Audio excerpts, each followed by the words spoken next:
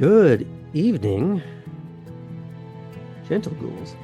Now, welcome back to Vampire the Masquerade, Savannah by Night, where we play World of Darkness and do terrible things and traumas, and then we play the game.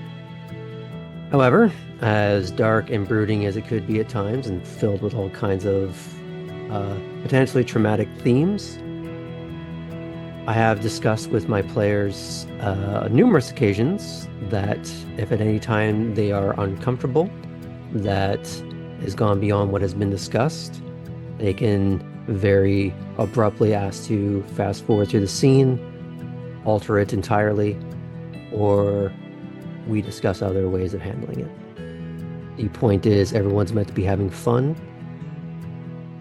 and darkness is not meant to be the game as much as highlights of it, ironically.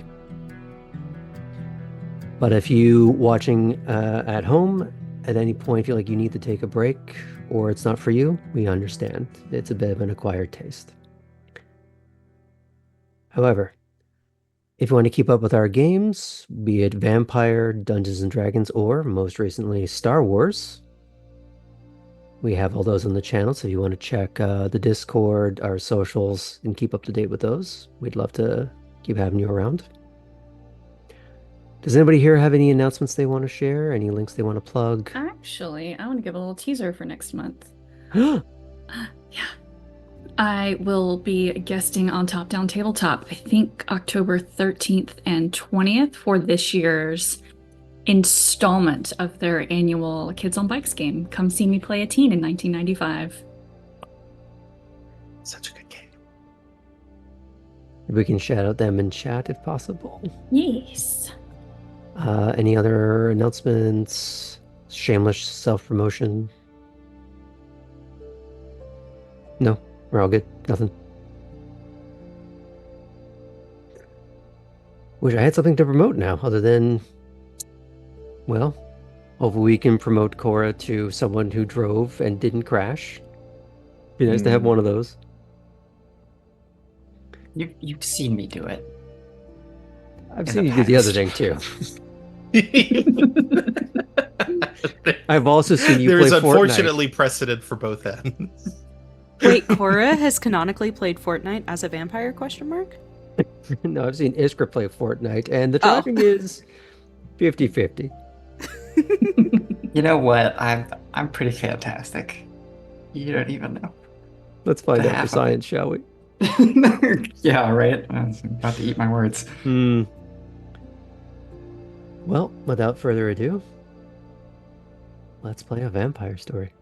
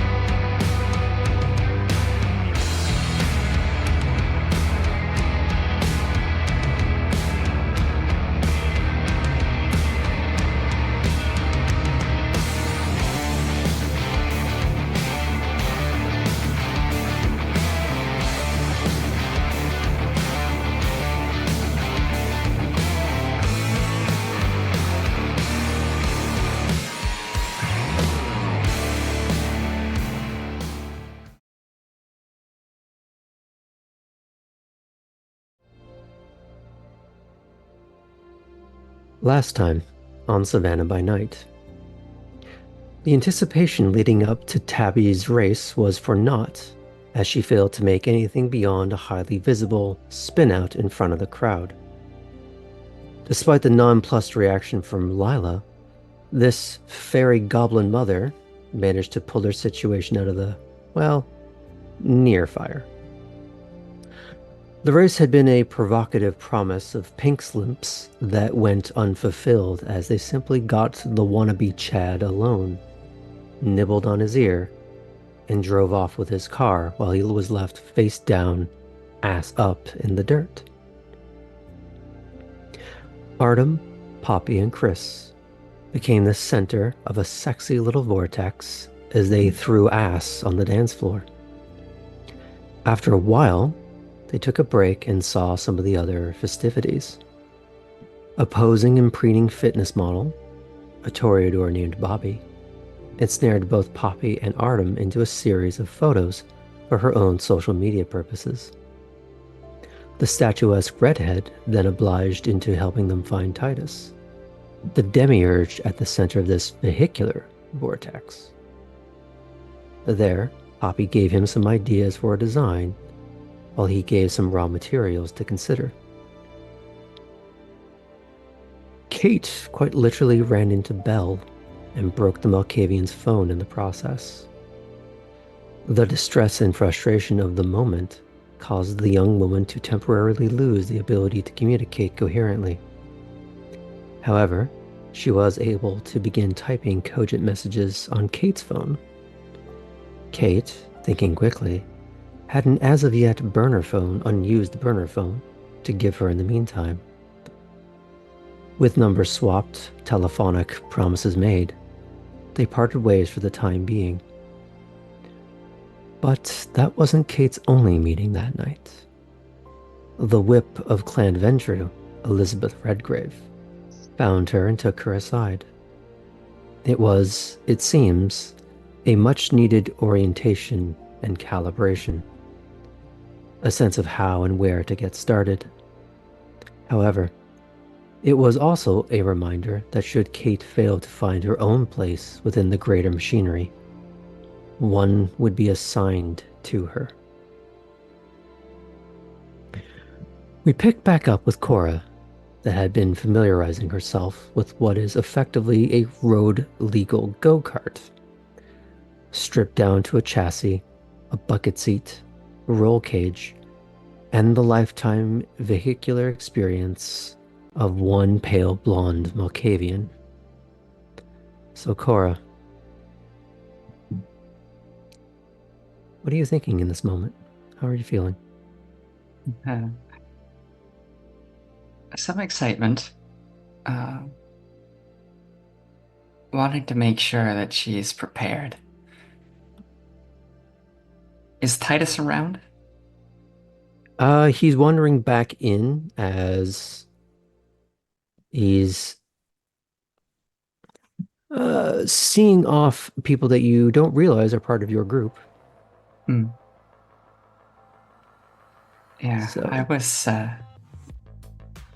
pretty glued to this vehicle, so I wouldn't have noticed.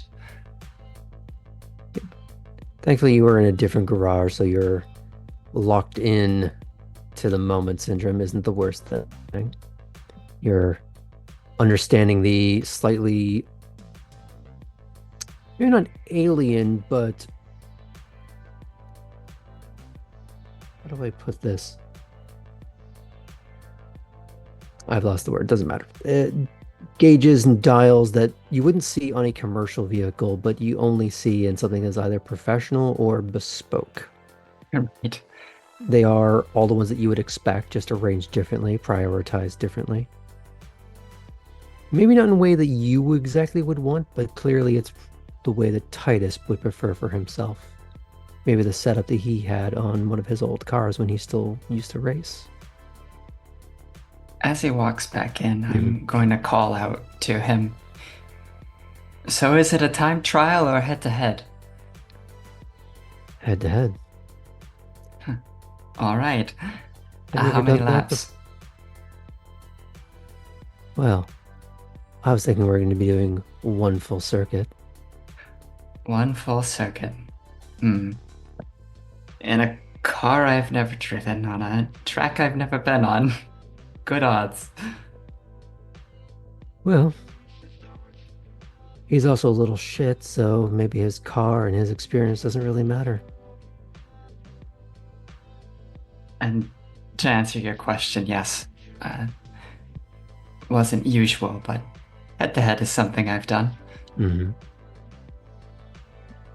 Now, you did mention racing on cobbles. My most recent adventure, yes. How did that go in the end? I think I made out pretty well. So the car you were driving was in one piece? Or were you playing bumper cars to the finish line? No, somehow the other driver managed to play a lot of bumper cars with just himself on the road, but Well, that's reassuring.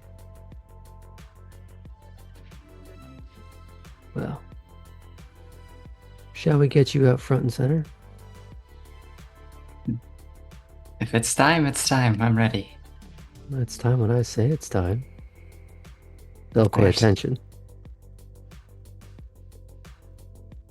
So, Iskra, is Cora ready? I think that her joking but direct statement about the single lap in a car she doesn't know Mhm. on a track she's never driven is she's going to have to approach this less tactically than Mhm. she otherwise would. And I hope that her skills will be able to pull her through rather than any good understanding of the vehicle she's driving or the course that she needs to take. Mm. So she's planning on starting out trying to go ahead and give this vehicle everything it's got. You're going to get your first taste of that. The sort of red metallic riser set that it's on. It's only about a foot off the ground, ultimately. He's going to not stand in front of it because he doesn't necessarily trust you that much yet. He'd rather trust you with the very expensive car rather than his life. So he will urge you to rev the engine to life. Happily. And in that small little engine bay, you sound as though you are in the belly of a beast as you are both at the epicenter of the engine and all its echoes hitting the walls immediately. If you've ever heard how Christopher Nolan's movies are scored when they describe how bullets are foleyed in, they put dozens of microphones at the firing point, 5 feet, 10 feet, 30, 50, 100, to get the entire range of what it sounds like. They sync it up, line it up, so all that sound, all its textures happening at once. So every time there is a single bullet fired, you're hearing the entire range, and that happens with every round. You are hearing that with an engine, with all its many notes. All its Doppler shifted effects, you are getting firsthand. Cora laughs at the arrival of this sound to her ears.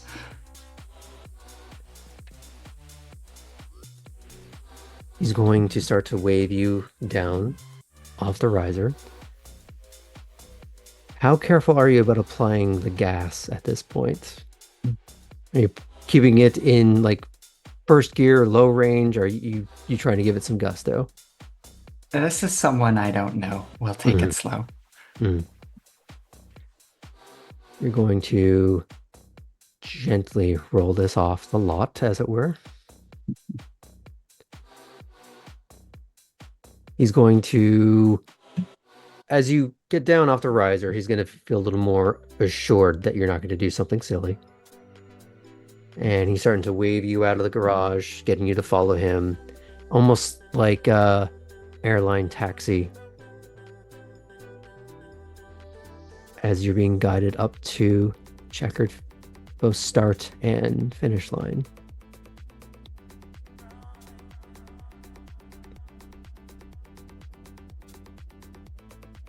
A few moments later, he's also waving over the Nissan 350Z that he pointed out to you before.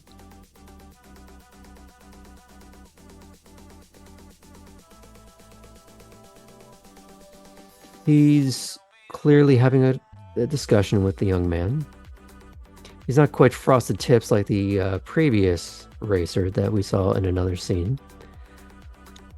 But he's got that annoying psychedelic straight beaked cap askew, showing just a little too much bang. just awful.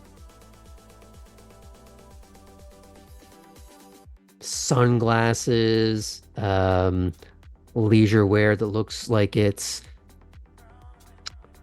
never been used for anything but posing. Cora is going to smile just a little, but shrug to herself. She pictures the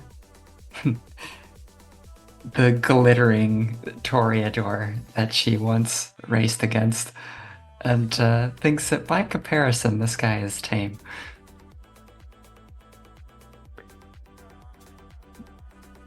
You sort of see him turn, and though the windows are just a little tinted, you can still get the expression where he's not really pursing his lips as much as trying to look smug and superior and just a little like he's a champ. And you're just some girl in some borrowed car. Okay, so he is looking my way. Mm-hmm. I'm just gonna smize at him, you know. You're going to what? Smile? It's to smile with your eyes only. Ooh. Fun. Okay, we're gonna let's try something here. Do you have presence? I wish that I did. I do not. Do you have intimidation? Is that what you're trying to do? Oh my god, do I have intimidation? Cora does not have intimidation. That was not in her lexicon, unfortunately. So on the left side of her sheet, she does not have intimidation as a checkbox. No, sadly not. I will let you try. It's going to be at a higher difficulty. Sure. So you tell me, is this manipulation? Is this charisma? Is this appearance? What are you trying to lean on the hardest here? In that case, the only thing that she's got appearance too, and manipulation. You got to pick one. All right, you know what? Let's go for charisma. This is straight charm. She's a charmer. Okay.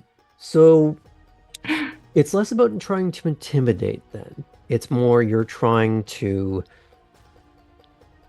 maybe offset him by giving him a pretty set of eyes to look at and focus on. Put him off his game a little bit. So this is less intimidation. And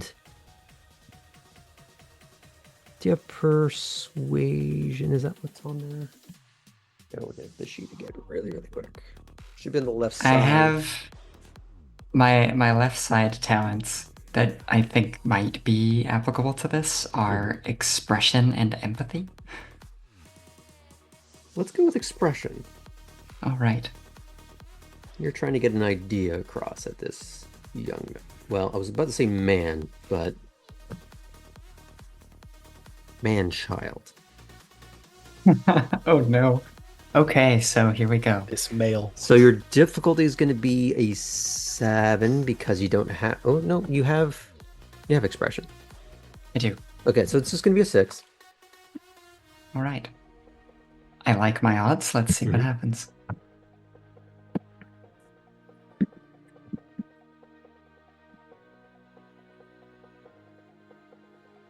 Okay, that was. I gotta roll one more. Okay. So far as we are going, I don't have any botches. Mhm. I have 3 lovely moons here, letting me re-roll to be incredibly persuasive. And 1 normal success. And those were all successes at, well, no, 2 of those were successes. So in total, I have 6 successes at 6 difficulty. How many dice did you roll? I rolled 3. 6 initially, and 3 of them ended up exploding. Nice. He, hey, but he doesn't realize that his windows are still up. So he's trying to put on like a bravado show, but he doesn't realize. As Windows soon up, as I and then know he that just he's shrinks in a little paying bit. that kind of attention, I Mhm. immediately turn my focus back to the road. I've done what I need to do. Okay. You notice though, as you start to turn away, he sinks into his seat a little bit as he feels that embarrassment of he tried to make a play, no one heard it. He shot his shot and it bounced off the wall. If you roll this window down, you might have a better chance. The gun misfired. Gotta roll it. So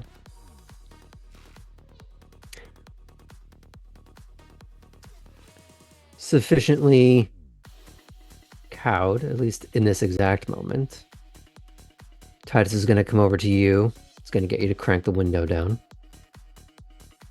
I do so.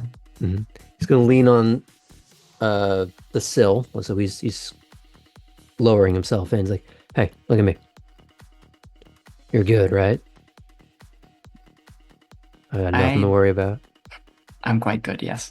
Because it already seems like you're wiping the smirk off that little shit's face, and I really want that to continue. I'll give it my best. See that you do. And he's gonna stand up. He's gonna give the meme slap the car on top. Can fit so much Malkavian in this bad boy. Gonna roll up the window. He's gonna wave over to one of the blonde grid girls. One that hasn't gotten proper screen time except for the fact that she was also the same one starting up Tabby's race. I hope that she's not the single common denominator.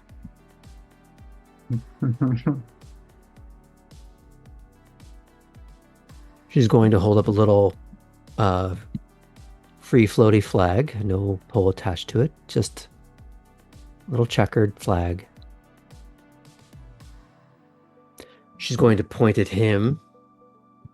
She's going to point at you. Do you indicate that you're ready? That you're good?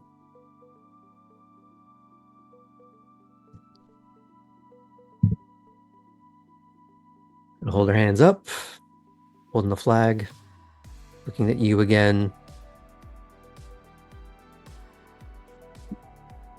And off you go. So, because of the driving skill, the fact that you do not have any backup in the car with you, this is going to be a series of 5 rolls and not 3. Though if you end up doing the double botch, you won't go to 5 either. Mm-hmm. It is in this moment when everyone is going to see. Hopefully, Cora isn't a one-trick pony, but a lot of her dots are in these skills. Okay. Now, if you want to double down on this just a little bit, I'll tell you the same thing I told to Tara. Do you want to spend some of that freshly earned blood now to bump up your physicals to get just another bit of dex?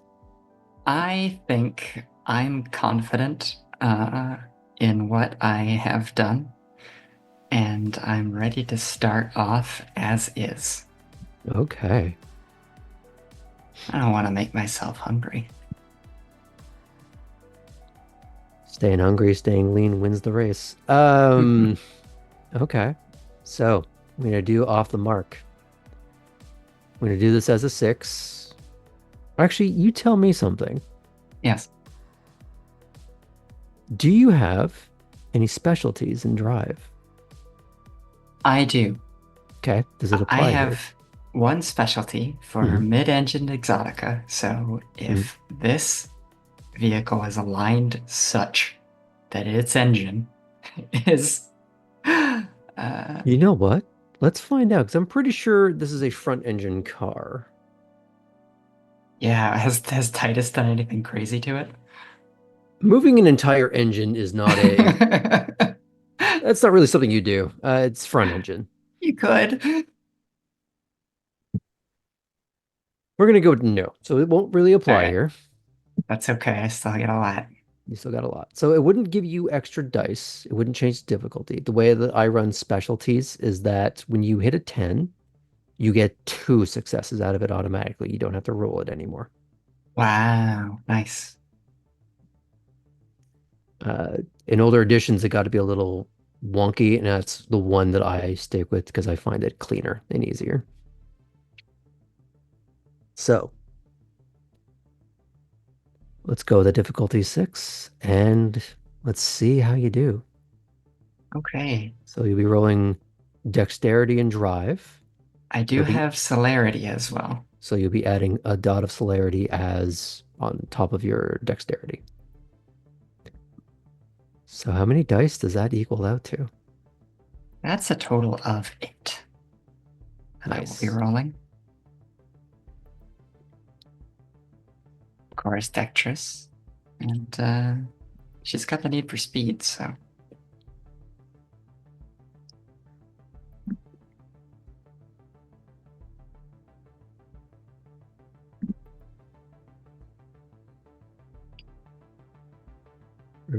We know she's furious, but is she fast? Okay, well, it is a start. It is not a gorgeous start, but it's a start. Okay. I had 2 10s that would have been marvelous if not for the 2 botches or 2 1s that canceled it out. Mhm. However, I did also have 2 regular roll successes here. So I'll have 2 successes ultimately. No, I would have been smart if I had my roller app up. So you have 2 successes, you said. Yes. Okay.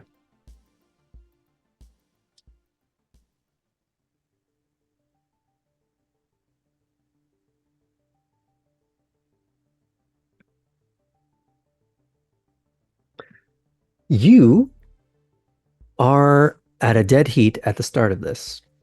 At the starting line, it sort of seems like he at least knows how to find the accelerator despite your early start. And I did give him a slightly higher difficulty because you did put him off his game at the start, but Of he managed course. to beat it. But let's see if that lead foot saves him. As you're screeching down the starting straightaway. Anybody can be fast on a straightaway. Can they continue that through the bends? And as we're doing this, I'm gauging, okay, when am I hitting those moments when I'm needing to shift? what exactly is the engine doing in the straightaway? What does the traction feel like? You know, Mm-hmm. how is, and then as we're getting in this turn, I'm going to be paying attention to, Mm-hmm. of course, handling, but weight distribution.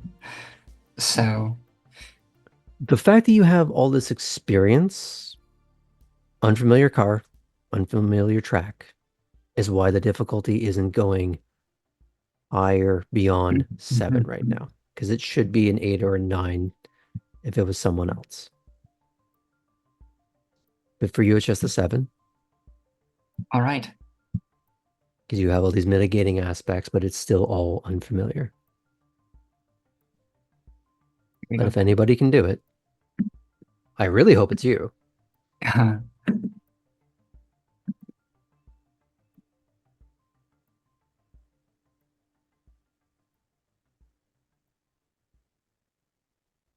A single success, but no failures. Okay. So we're still in it.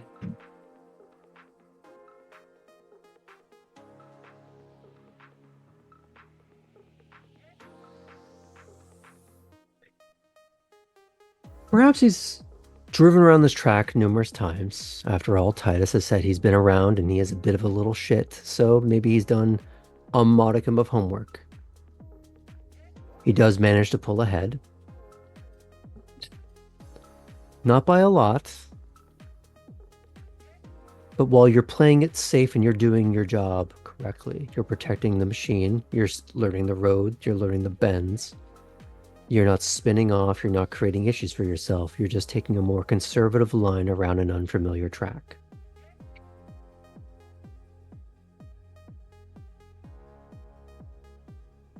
So technique may still win out. But maybe that's my problem. Maybe my professionalism is holding me back. Maybe I need to open up a little.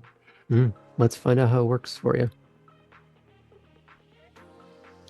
You're hitting another smaller straightaway with a bend tightly to follow. We're going to leave it at a 7 because, again, track is still the issue.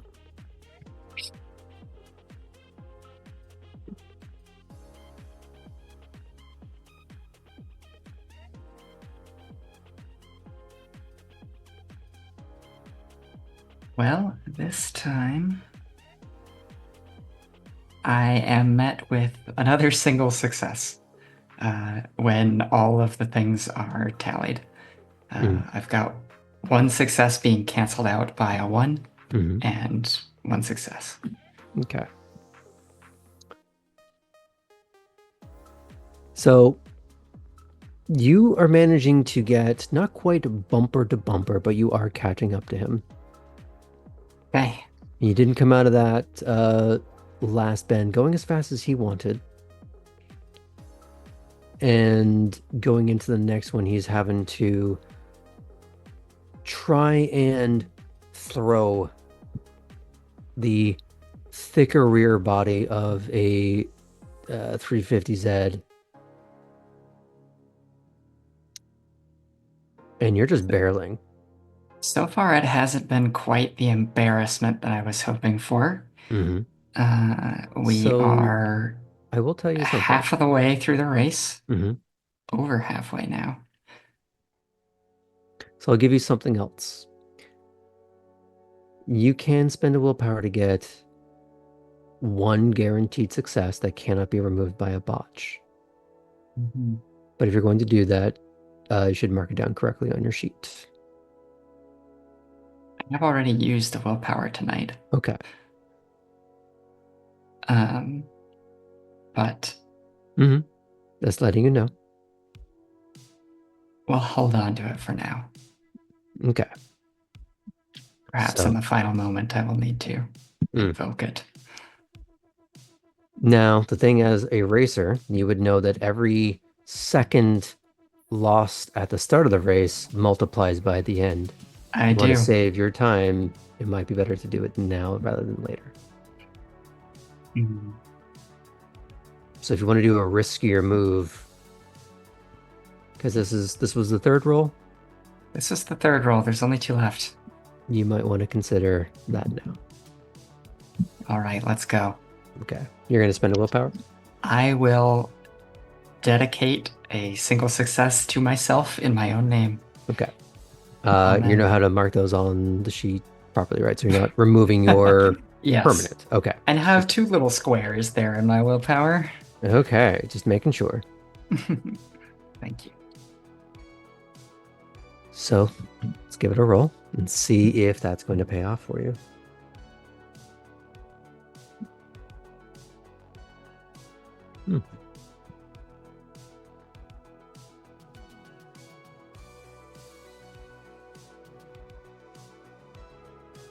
Okay, so on the willpower usage, Mm-hmm. does it negate a 1? Or rather, Or a 1 does- doesn't negate it. Right. But what about the presence of a 10? The 10 will still get erased by the 1. 10 is the one that is erased. Yes. Got it. Okay. In that case, I have 3 successes this time. 3. Okay. You have managed to pull up neck and neck. It's all going to come down to this. Just for Jeff. Let's do it. Mm. Neck and neck. Despite the fact that unfamiliar car, basically brimming with an octane that you don't know, has more kick than you were maybe expecting. You're sitting awkwardly in it because you're probably used to sitting on the left or the right rather than center. Maybe occurring to you that this person may have driven F1, and that's how he prefers to sit. You manage to undercut him as he's trying to throw his car around a bend, to give it a lot more gas, be a lot more daring than he would be, and you manage to get neck and neck.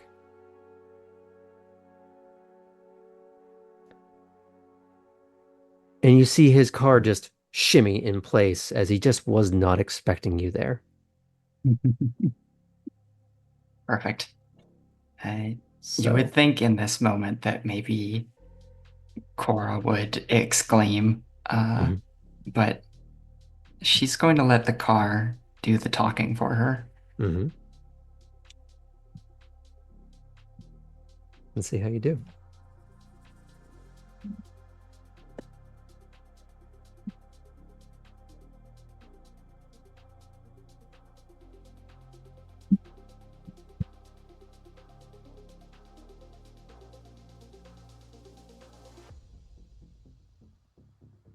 Four total successes this time.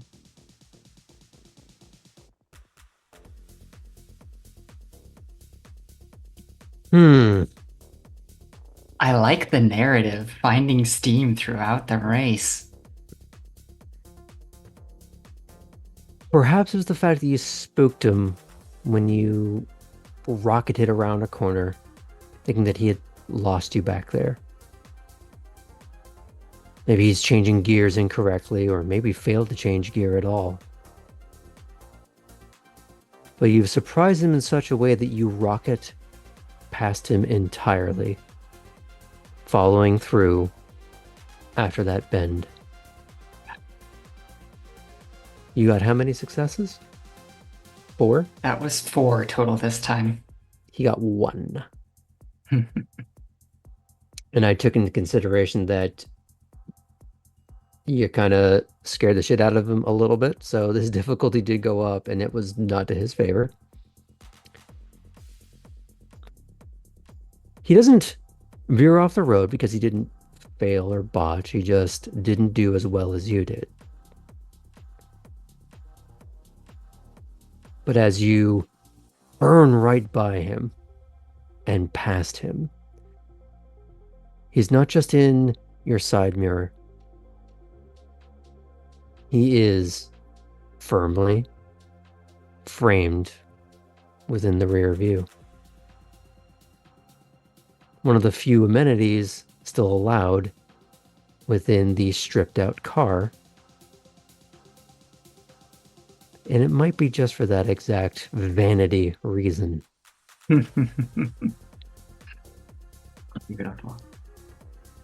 In short order, you're over the finish line. And as someone who has done professional driving and racing up to a point, you tell me, are you counting the seconds added to his clock? Oh, yes. Easily. I'm not going to go into the exact number because I can't think of races off the top of my head right now. I will say that it's not counted in microseconds, nanoseconds, none of that. There's full at least 10 seconds. You put him off his game badly. If you were to watch this in, Mario Kart or an F1 game, there's the time which is set by the person who clears first, and then it's just a plus on top of that. You never want the plus. His is nothing but plus. And there's a moment where maybe as he's getting up to that finish line. Well, first tell me, do you actually get out of the car or do you sit there? Get to him in a second. I'll sit there in the car. Mhm. I'm pleased with myself for now. And really, ultimately, the race is mine. The embarrassing of this man is Titus's. So I'm going to let Titus make the first move. Do you watch the rear view? Do you I look do. out? Okay. There's a moment of hesitation as he comes over the line where you don't know if he's going to stop, if he's going to try and leave, back up, rip into a J turn, and just try and flee with his car that maybe he doesn't quite have all the permissions for. Maybe he's still paying it off. Maybe he hasn't done enough chores to earn it that week. Oh no. Sorry, kid.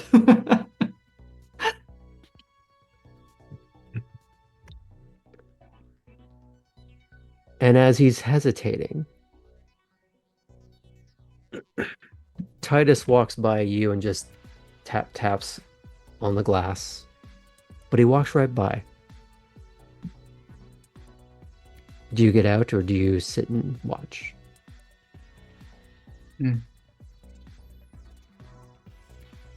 At this point, I'll get out. Okay. He doesn't stop in his stride, but he does look over his shoulder and just be like, hands in pockets, and he walks over to this car that's still a little bit hesitating.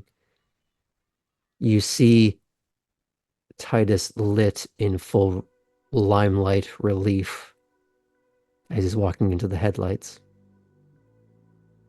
Smug, proud, unfettered by the fact that a ton-ish of machinery is staring him down with the engine running.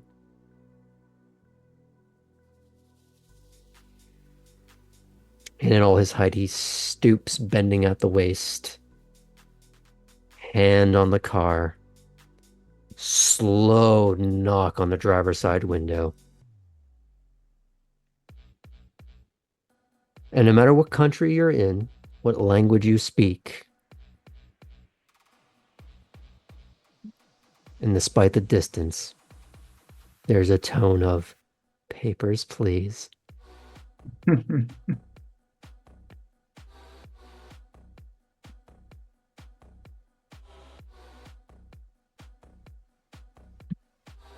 And there's, again, the hesitation. And the door very timidly opens.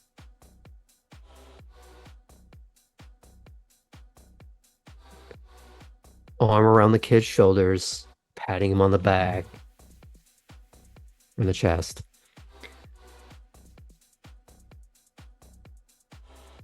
You can't quite hear what he's saying, but there's some sort of emotional consolation there seems to be, because all the pride, all the smugness. He's even holding his hat in his hands. Like his ego is hat dependent and he's not wearing it anymore.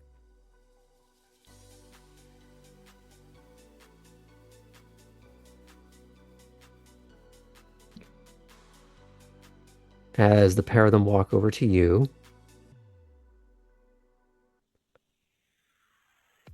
actually, while they're still having that conversation, the grid girl's gonna walk over to you.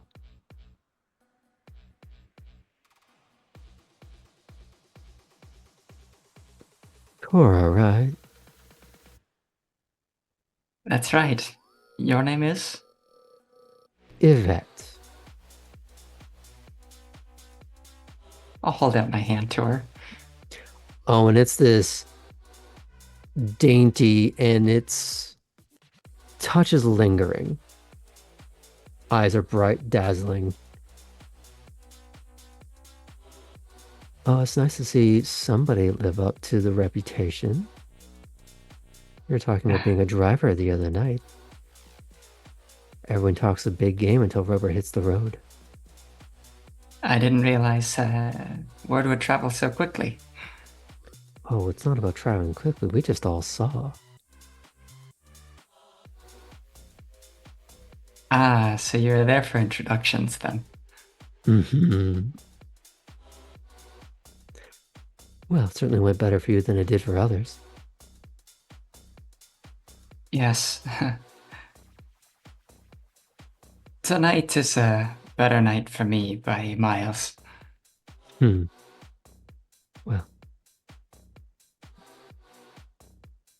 let's hope that trend continues. And she's going to give you that little fingertip along the jaw and turn heel strut walk.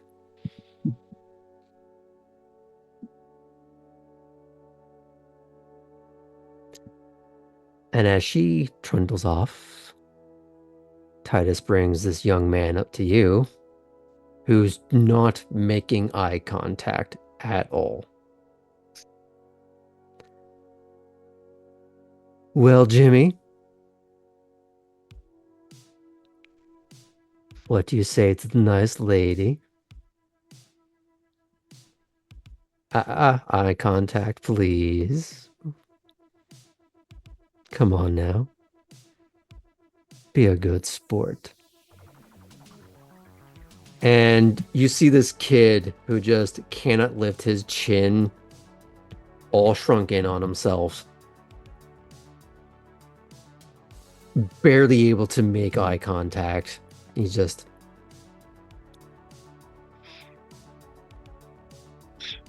face is starting to go red, but not anger.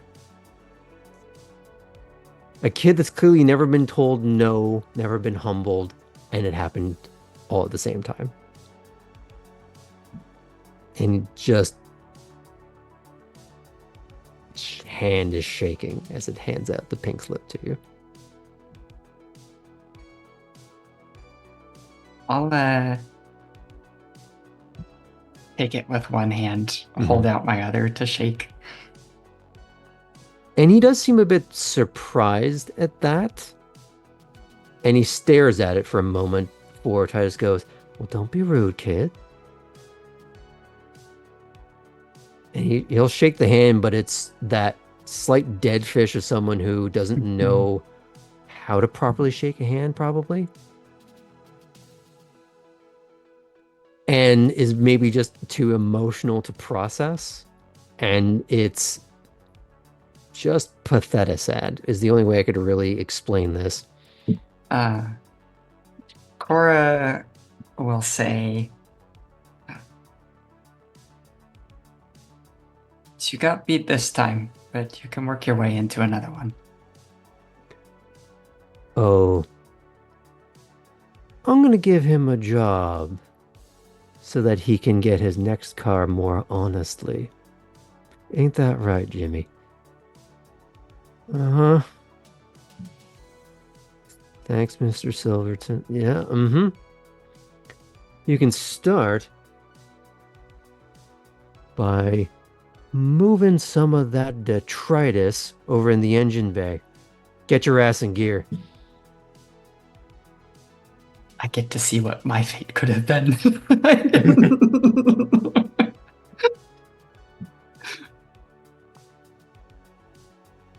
Maybe he would have been nicer to you. Maybe he would have been worse. But you know that he was considering this kid a little shit, so maybe he's working out a few things. Are Jimmy and I gonna be colleagues? Jimmy's no one's colleague as much as ballast. Oh no. As Jimmy starts to sheepishly walk off in the intended direction, he does kind of look over his shoulder like, is this actually happening? Is this what? Some of the upsetness is going around, is disappearing from it. It's now just descending into a cloud of cognitive dissonance. But as he fades off into the distance, Titus is holding up a set of keys. Now, I'm a man of my word. And he's holding them out to you. I'll reach out and take the keys. Actually, I'll have him do it with the left hand so we can go in for a proper handshake with the right. Perfect. And in contrast, this is a proper, correct handshake. There's enthusiasm, but not hanging on. Oh, it does the heart good to see a little punk get a little bit of humility.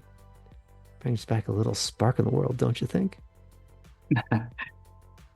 It was about the journey for me. Oh, well, sometimes the journey is the wreckage you leave behind. Cora is going to bite her tongue about that one.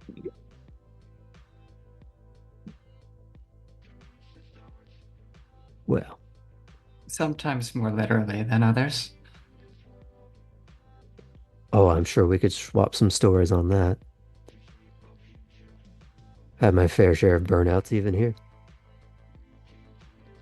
But what's the point if you're not on that ragged edge every now and again?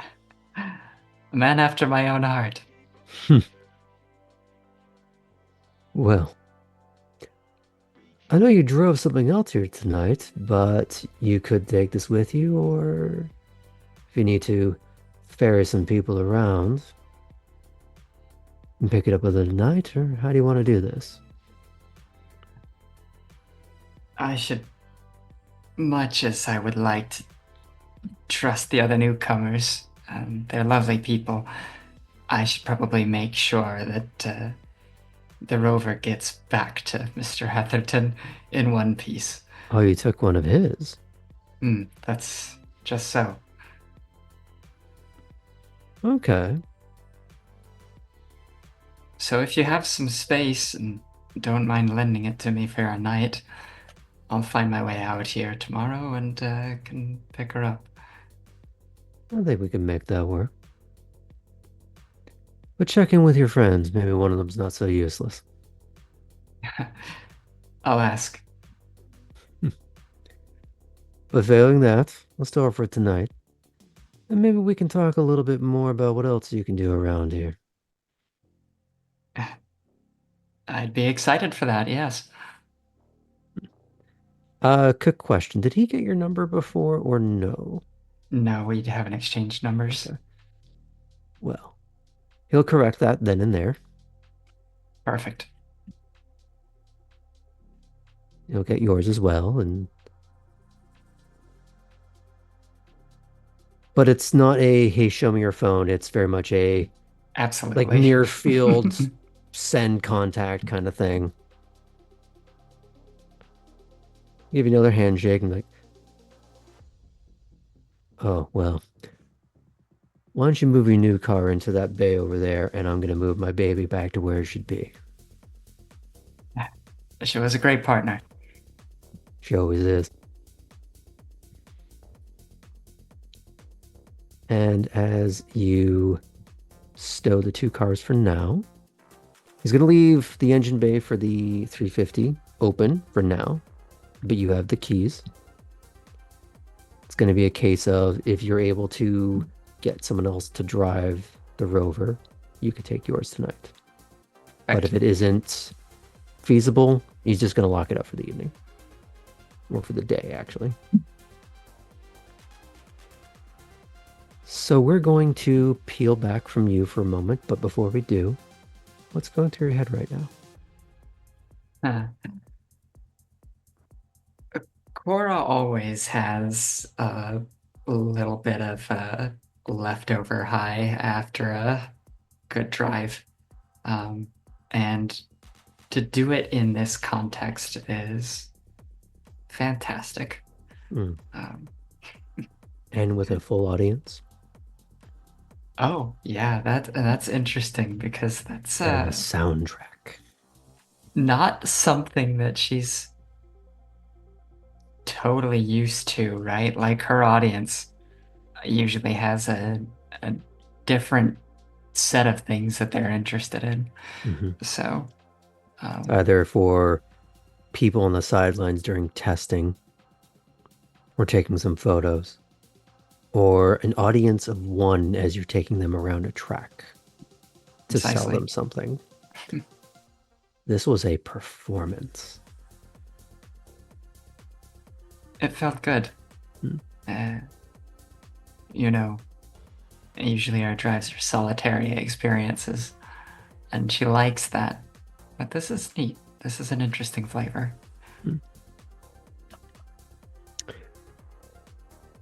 And as we peel back from that for a moment, unless there's anything else you want to add? No, it's good. We're going to check in with who's ready? Let's check in with Kate. Last we left off, you had just had a conversation with the clan whip. How have you been occupying yourself since? Were you watching the races? Were you doing anything in particular? Were you getting ready to leave? I think I'm getting ready to leave. Okay. I will text Poppy and tell her I'm heading back into town and see if I get any kind of response.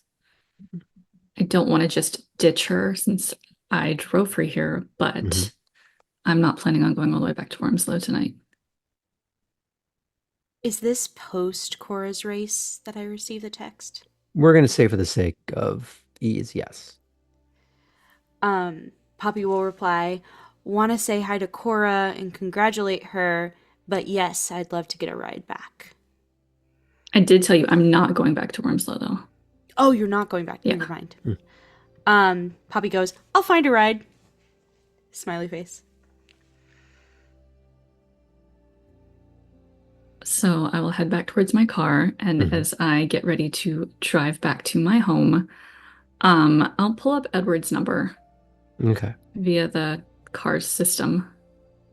Give him a call. So you're going to be calling him from the car? Yeah. Okay. Rings for a moment. Another moment. Long enough that you don't know if he's ever actually going to pick up. And maybe as you're just about to hit the call end button. Miss Fulton. Edward. I need a new phone. Already? Yeah, it's not for me, though. Oh? Had a bit of an accident on the racetrack and I owe someone a phone.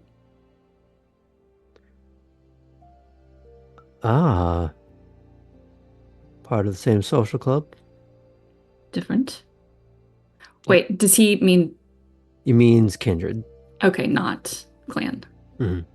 Yes. Ah. Who, if you don't mind? Belle. Ah. She has my burner phone for now, but I owe her a real phone. Yes, you do. I'll meet you... Well, it's a bit late tonight. First thing tomorrow? I might see if I can have someone pick it up, but if not, I'll come myself. you're going to have to be paying for it, so it would be in your best interest for you to show up. All right. That I can do. I'll text you details with where and when. We should talk soon. All right. Have a good night. You as well. Beep, beep.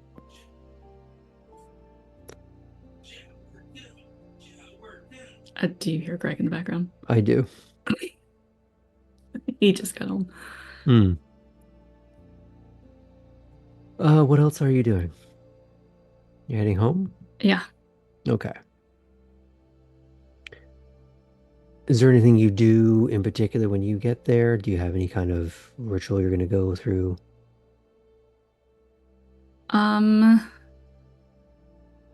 Yeah, I imagine that I have a nice bottle of bourbon in the cabinet. It's like the only, that and fresh coffee beans are the only food items there.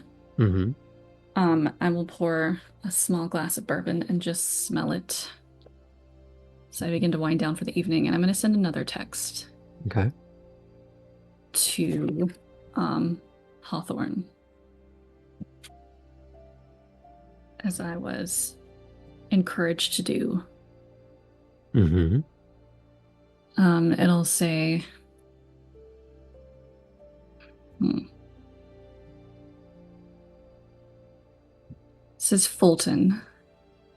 Her meeting is in my best interest.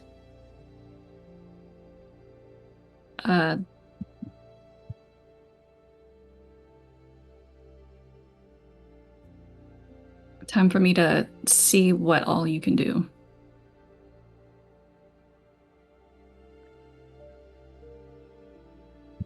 I'm drawing a blank. Which one's Hawthorne again? Wasn't that Nathaniel? No, I got his last name You're thinking wrong. of Innsbruck. Innsbruck, thank you. I don't know why I called him Hawthorne.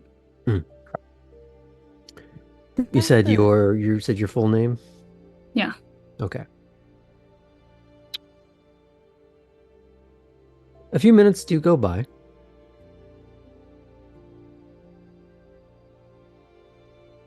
A few more minutes go by. A few more minutes go by. As this is happening, I'm checking to make sure all the shutters are well closed. The house is ready for no sun to get in.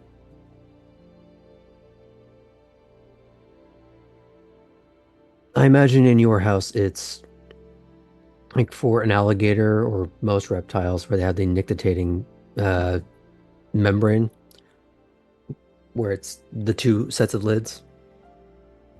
So it shutters down vertically and then you have a folding shutter that closes horizontally just to block out any last twinge of light.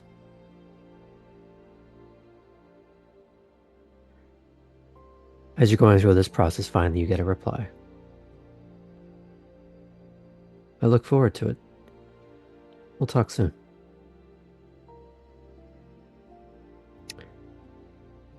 Bring clothes you don't mind getting dirty.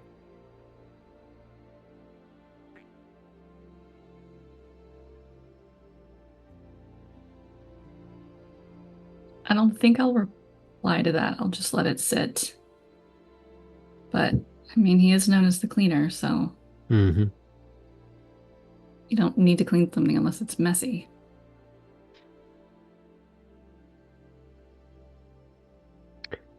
Do you do anything else? How good a job did crap, it's been 2 weeks since I've looked at anybody's names. Sokolov and crew unpack things? Like, are things in boxes and I need to do unpacking, or did they kind of like set everything up? That would be entirely on you. Okay. So while there's furniture, Mm-hmm.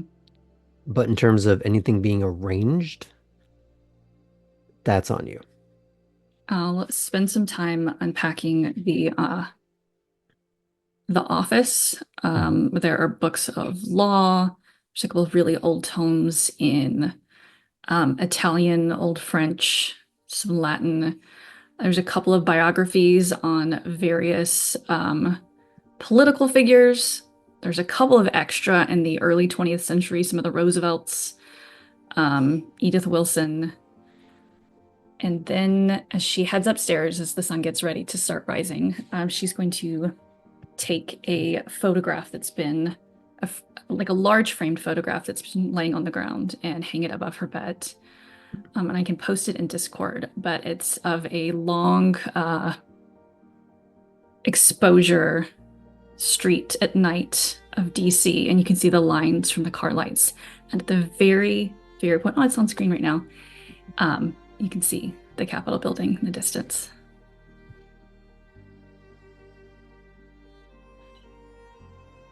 Nice. Do you put anything in the group chat, or you're done with the group tonight? I'll check my phone one more time to see if anything else has come from the group. But you're not going to put anything in there yourself? No. Okay. So we'll check back in with that afterwards. For the time being, you're bedding down. Mm-hmm. And we'll check back in with you in a bit, okay? Is there any further thoughts you want to lead off with? Just for all of Kate's kind of uncomfortableness at the track of not knowing her place or how she fits in, feeling a little bit better now having met Redgrave and starting to see the edges of threads that could be pulled on as she figures out her place here. Mm-hmm. And she enjoys the quiet of her house and the solitude a lot better than the awkward summer camp vibes of the night before at the cottage. Fair enough. We're going to check back in with Poppy and Artem, who are still at the track. What are you two doing? I was hoping we could watch Cora race. Okay. You could have watched the race. Okay. I definitely want to afterwards. I think Poppy's just going to be buzzing with excitement and try to go find Cora to congratulate her. Yeah. Okay. And Artem, if you want to come with. Yeah, we'll come with. Say something along the lines of, maybe she wasn't an Uber driver.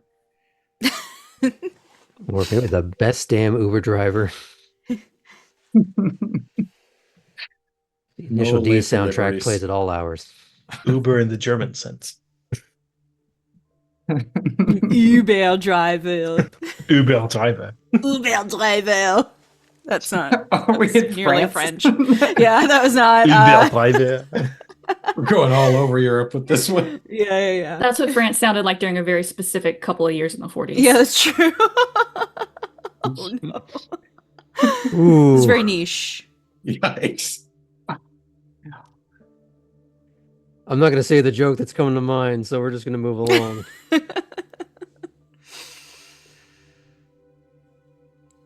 Okay, so managed to find Cora. You'll be, I guess, coming out of the engine bay. That's You where bet. we'll line back up. Parking my new Z car. Cora, that was amazing. That was so good. Thank Artem's you, got his hand Poppy. up for a high five. That's all high five, Artem.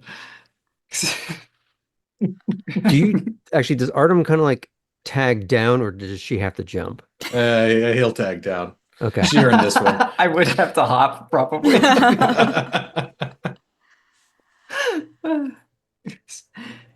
It was nice. It was nice to do. Yeah, no kidding. I mean, anything's better than last night, but this was like just amazing. How do you feel? My version of stretching my legs after a long flight was good. That is so badass. That's legitimately so badass. It's for the record, I wasn't a racer really, but close enough. What were you then? It's complicated. Ah. Not in a fun way. Oh, okay. Regardless, that was amazing. Is that car yours now?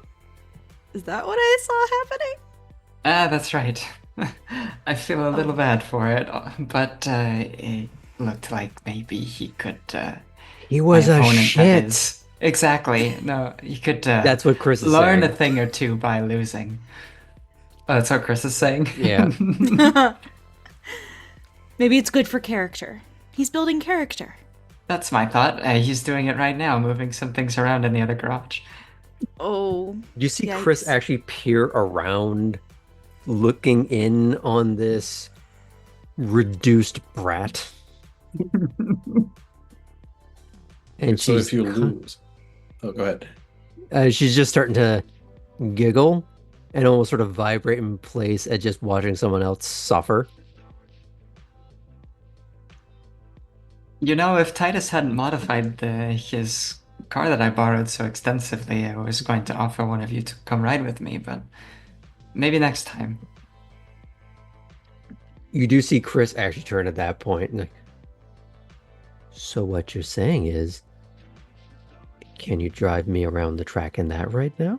And she's pointing at the new car. Provided there's nothing else scheduled, I could. Chris is going to look at Artem. I'm not your dad. Go for it. No, I mean, can you go fucking check? Oh, sure. Is there anything scheduled? Do you walk out? Yeah. Okay. As you turn, Poppy goes, "Bye, Dad." Cora will laugh at this. Do you say dad or do you say daddy? Dad. Okay. So how are the three of you enjoying things?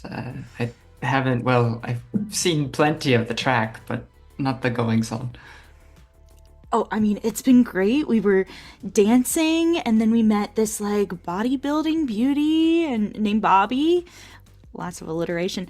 And then I actually got to officially talk with Titus about a potential idea for a kind of nightclub experience venue thing that I'm thinking of. It's going to be a big collaboration. I will probably have to meet that DJ that was playing tonight. It's going to be huge, but tonight it makes me feel so much better than last night did. Feeling a little bit like you're maybe finding a place here in Savannah then. I mean, we'll see.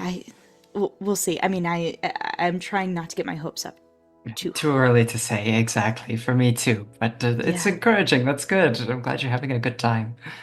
I think so. It's gonna be good. You see And Chris Chris is sort of like picking her nails a little bit because she's a little bored by this. And she's looking at the car like any second now, that's going to go. Chris, have you done racing or something? No, but I want to. Cool. But Dad, she says in the most sarcastic way she can muster, doesn't have anything more get up and go than the occasional riding lawnmower. So Yeah. don't really get much of an opportunity. Speaking of, do you think the three of you could take the Land Rover back to, well, you know, home, more or less? You do see Chris kind of like, she's gonna look at Poppy, like hoping that you can't drive. That I can't drive? Yeah. No, I can drive. Okay. Poppy will nod and say, "Oh yeah, sure." Fantastic. Good. I've got this now, of course, so I need to find a way to bring it back. It's gonna look flashy. Oh, I think we can get the rover back. Poppy like turns to look at Chris to try to understand what on earth could be on her mind. The scene from Ferris Bueller's Day Off when the valets are flying in the car. Jump cut. Do-do-do-do-do. It's fine, don't worry about it. I'm sure there's nothing wrong going on in there in the back of her brain. It is a timed endeavor, so it's not like we're going for a joyride, Chris. So Maybe you're not. And we're going to pan out from that for just a second to Artem walking around the grid, looking very conspicuous because he is a big dude. Big boy. He's a big boy. Just a little Cro-Mag Johnny Bravo walking the strip. I see just John Travolting around. Yeah, kind of. So you're trying to see if there's going to be any more races, right? Or where they're going to be. Yeah. Since you're wandering the grid and Titus is nowhere to be found, and you know he's kind of in charge here, you do see one of the grid girls milling around. Yvette. She turns and sees you, and she walks right over. Just beeline stride. Well, hello there. How's it going? Oh, it's going fantastic. It's going better for you now that you're not covered out in someone's blood. She looks around as she says it. I was a little far away, but yeah, good to know. You were there then? Oh, I was. I didn't quite have the front row seat that you did, but That sort of thing happen often. it's more of a seasonal thing, I would say. Hmm. Sometimes it's in fashion. And she's gonna reach forward with a hand, just Yvette. Artem. Oh, look at you. Like, and she's like playing with her thumb across the back of your hand. Like, you really are just a giant, aren't you? Yes, I am. I work And very she's hard not for looking this. up. She's looking straight ahead, but the eyes go up. I could show you sometime if you want. What would you show me? And she's leaning in just a little bit. I guess we'll have to find out later. Are there any more anything else happening on the track tonight? Oh, just the dance party winding down. Why? I was wondering if we could do a little time trial before we all have to get back. I could check in with Titus for you. That would be great. But it might come better from you if you ask him yourself. Come on, I'll show you. Let's do And it. she's just doing like the Instagram POV thing where she's just taking you by the hand, leading you behind her, I love that description. leading you by the slab. And she's finding Titus, who is not in that same bay, but is clearly seeing a few people off, shaking some hands, making sure some things are being delegated and facilitated. And he foresees you because you're taller than everyone, but then he sees how you're being, well, I guess, front wheel driven by the little blonde. He goes, oh, this ought to be good. What? Oh, Artem, was it? And she kind of steps back and she's purposely holding the arm. Like she's basically just captured you and propelled you forward a little bit. Hello, Titus. It's very much, hey, Titus, look what I caught. Big game hunting. Anything else happening on the track tonight? I have a feeling you're asking me if you can make something happen on the track tonight. Just want to get a little time trial for our friend Cora. Well, I suppose that makes sense. I could afford her such a liberty, thanks for her putting Jimmy in his place. And You just see his head pop up in the background from behind a tire wall. A little like dirt smear on his cheek already from maybe just trying to move a tire wall that wasn't so forgiving. If that tire wall's not moved by the time I turn around. And he doesn't finish the threat, he just leaves it at an implication. Yeah, I'll make sure that she can go ahead. I'll let her know. Anything else? That's it from me, boss. Have yourself a good night, Artem. You as well. Yvette. And he just leaves it at that.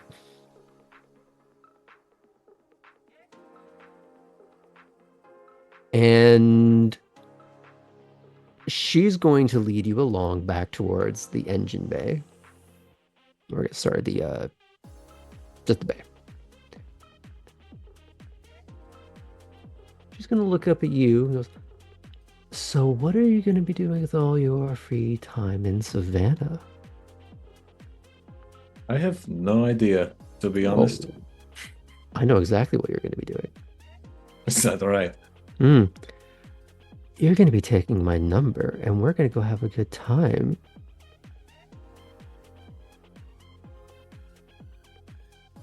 Go on. And she'll rattle off a number.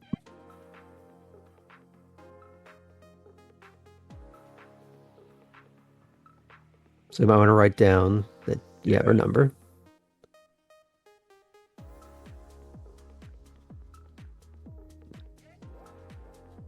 I'll be looking forward to it. Give me a call. It's so much more personal than text. I will. And the arm around your back goes to just, or sorry, around your arm goes to just sort of press on the small of your back as she propels you into the bay as she strides without breaking her walk.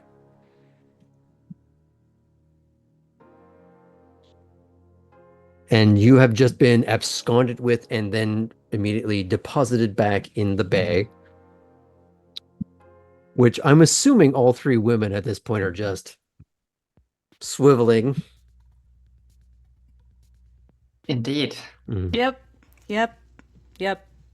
You're good to Yep. go. Are you?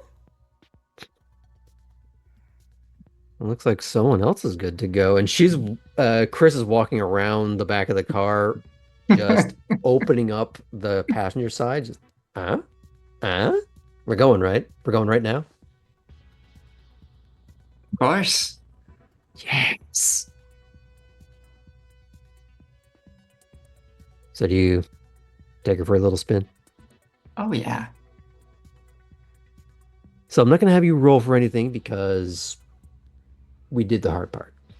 The question is, what's the tone you're trying to set? You're just doing a little jaunt, or are you trying to get a little bit of a tilt on the one side of the car or the other? Are you trying to give her a thrill, or are you just putting it through its paces? There will be an attempt at thrill involved, indeed. There will be. So you're going to do a controlled, at least one tire off the ground at some point in a turn. Oh yeah, I mean, I need to know what this can do, and she is looking to enjoy herself, so I think both things can be accommodated on this drive.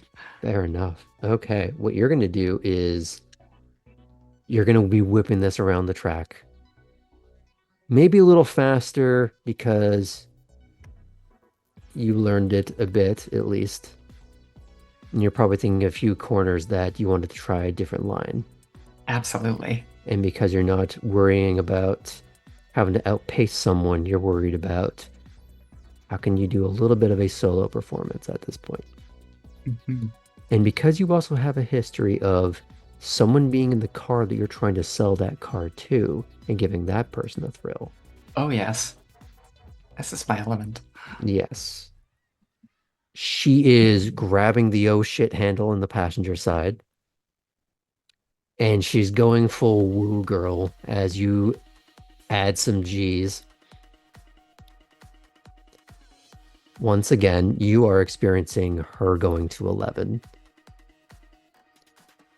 Or at least you're getting to experience that for the first time.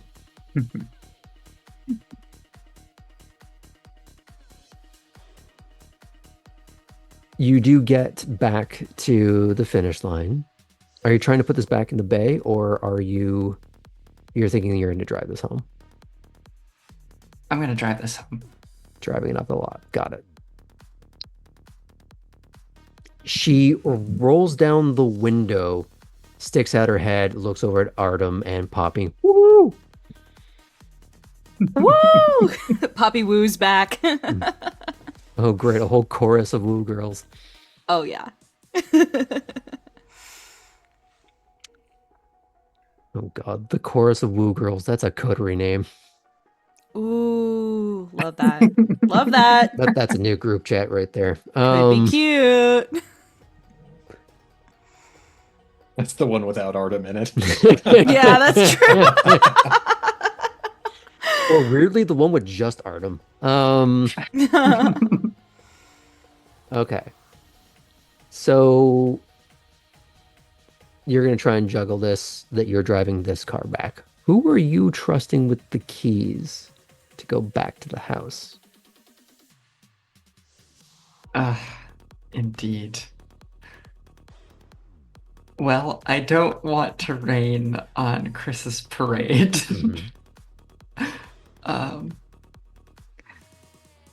But man, let me get out of the car and reconvene with everybody, all three of them together. And Cora is going to attempt to abdicate responsibility of the key handing by just putting it out in front of all of them and seeing who Chris reaches snatches forward Like a treat. immediately. Exactly. Chris reaches forward immediately. No. I'm gonna go for it too. I'm also going for it. Fantastic. Mostly so Chris doesn't get it. Mine's defensive. All I will say is that she's the only local. She knows where she's going, but we'll leave it at that. God, I do not trust her. Okay. So we're gonna roll for it. This is wonderful. I'm You so know glad me I did it very this way. Let's see here. So it's gonna be Dax. Mm-hmm. Or you know what? We're actually gonna make this a little easier. No, I'm not gonna do initiative. That would be really funny though. Roll grabby hands initiative. So what we're gonna do is you're gonna make me an argument for a skill that applies. It's all gonna be Dex, but what's gonna be your secondary? Oh yeah, you could take any number of approaches to this. Shove Cora so that the keys go a different direction. I mean, as somebody who is talented with sleight of hand, perhaps. I mean, what does that look like in this game? That is different here. I think for you we were going with stealth. All right, so I'll use my stealth. Mm-hmm. I'll use my stealth. Yeah. Okay. Artem, what do you for? roll? Yeah, precise and aggressive move.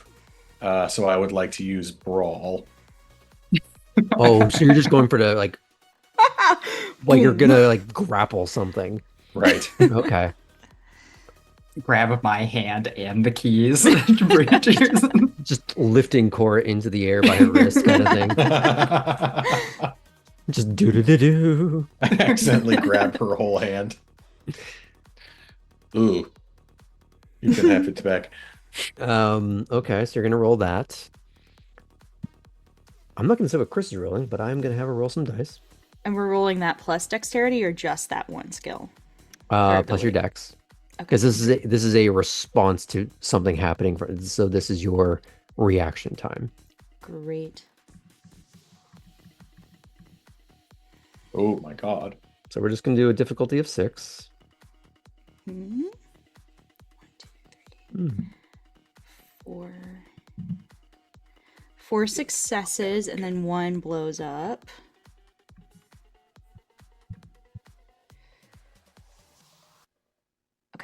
4 successes. No ones. Okay. 5. 5 successes and no ones? And there was a 1.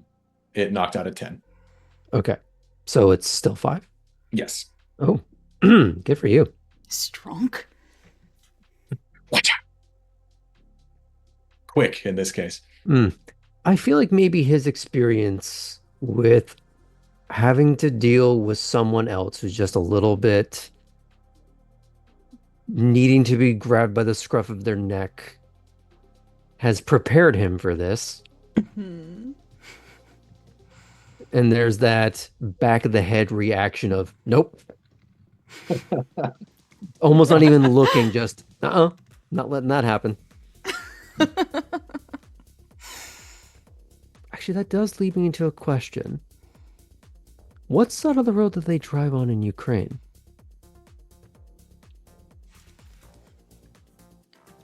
I think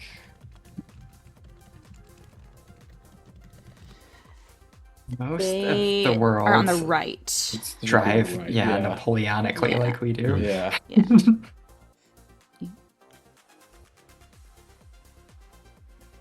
They drive on the right and it's left-hand car, right? That's what I'm understanding Yeah. from that? Okay.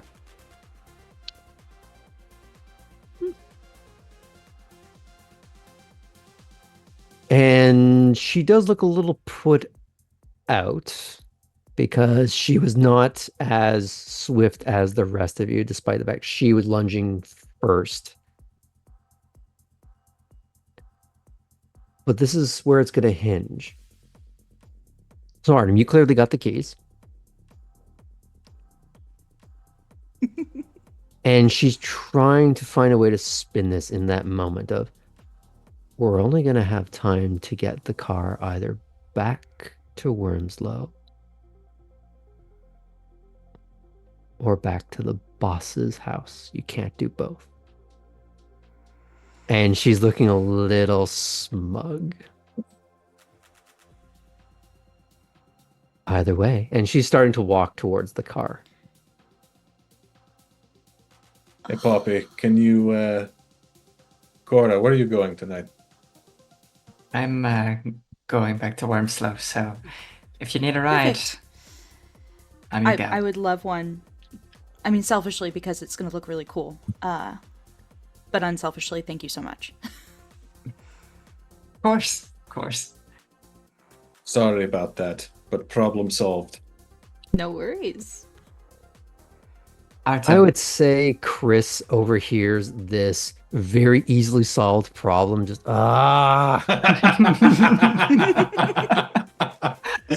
fuck. What's up, Cora? Thank you, and drive safe. No problem.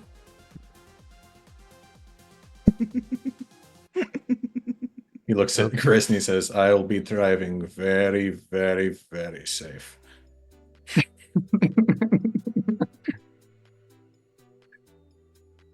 Fuck. And she just continues next to you.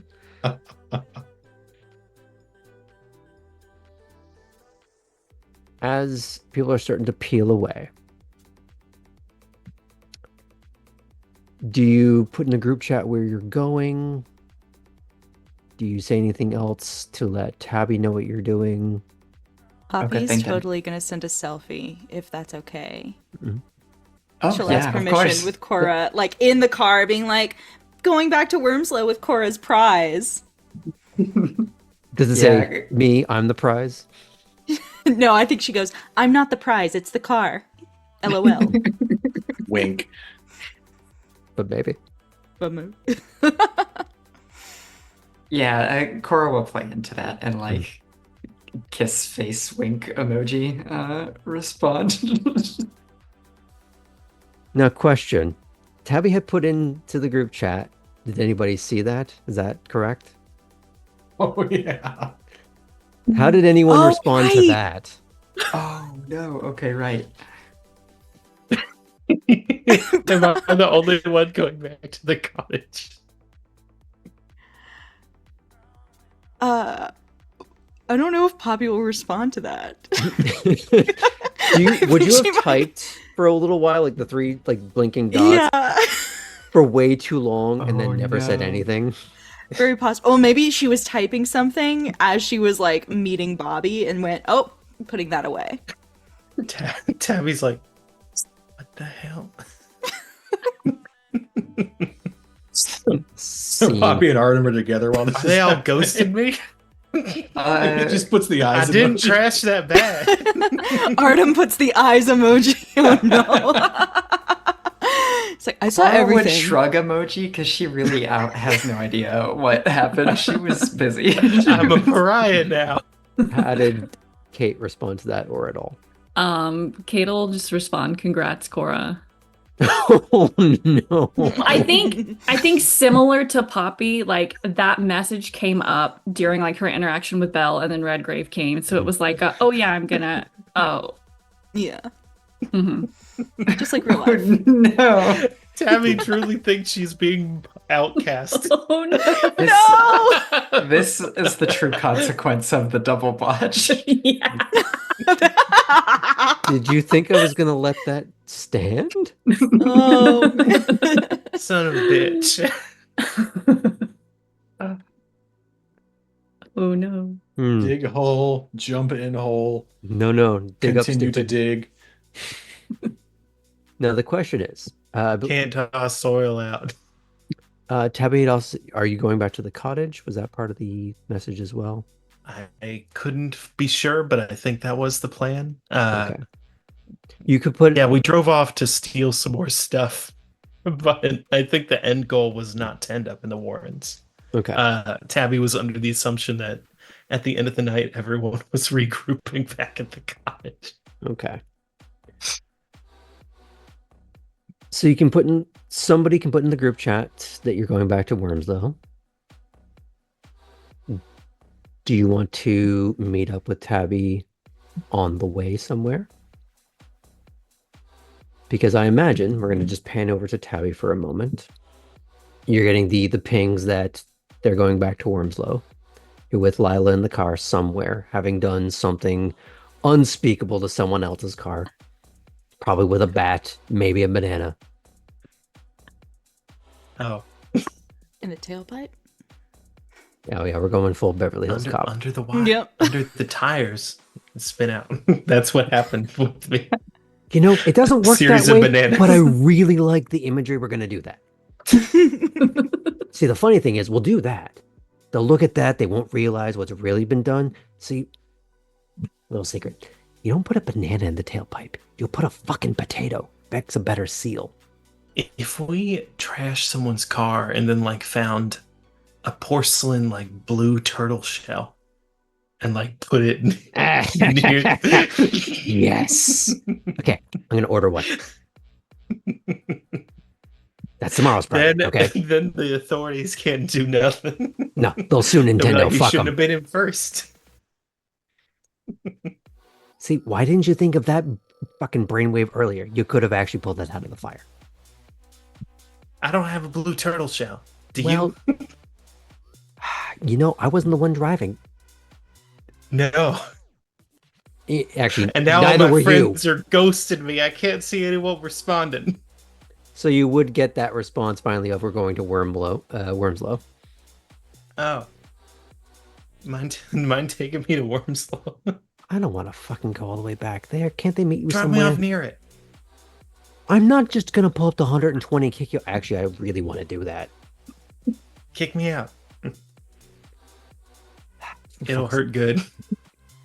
Where are they right now? I don't know. She'll reach out and where are you all right now? I'm gonna teach you a little something, you fucking Gen Z kids. It's a phone.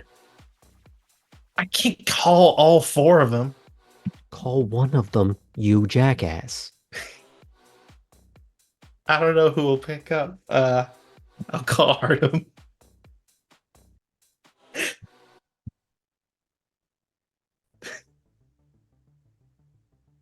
Yeah. Hey, where's it? Is everyone meeting up somewhere else? Where are y'all right now? We're still at the track. Am I allowed to go? Oh, you're still at the track. I think so. Should I come back to the track? Yeah, if you want to ride back. Go Yeah. call Cora or Poppy. I'm going somewhere else. Oh, cool. Thanks. And she'll hang up and be like, he definitely is just not wanting to see me. She'll try calling Cora.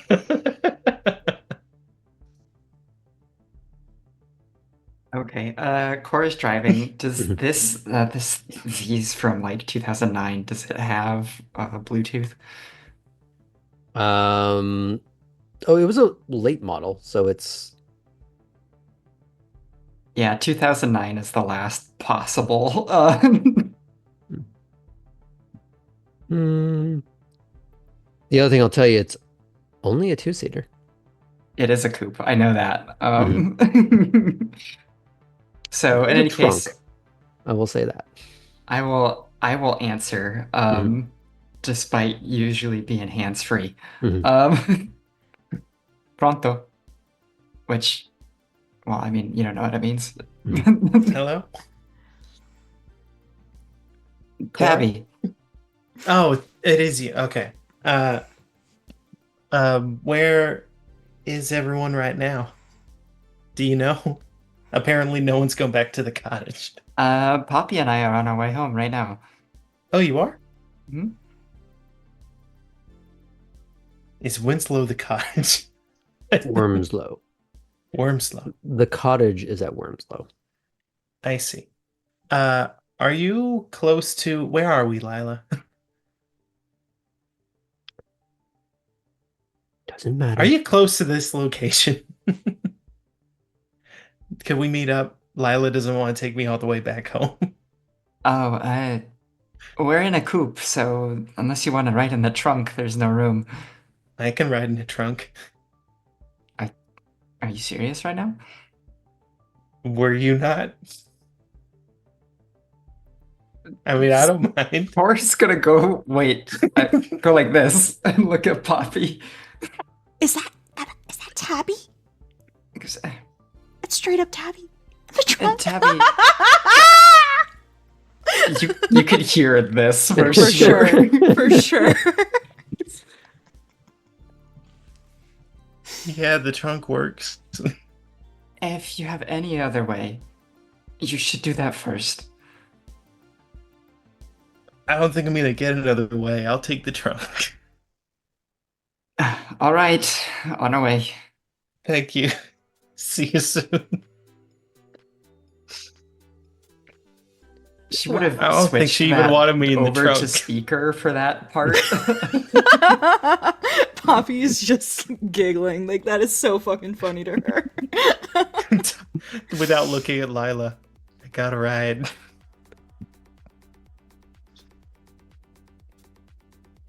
Oh, okay. So, why are you riding in the trunk?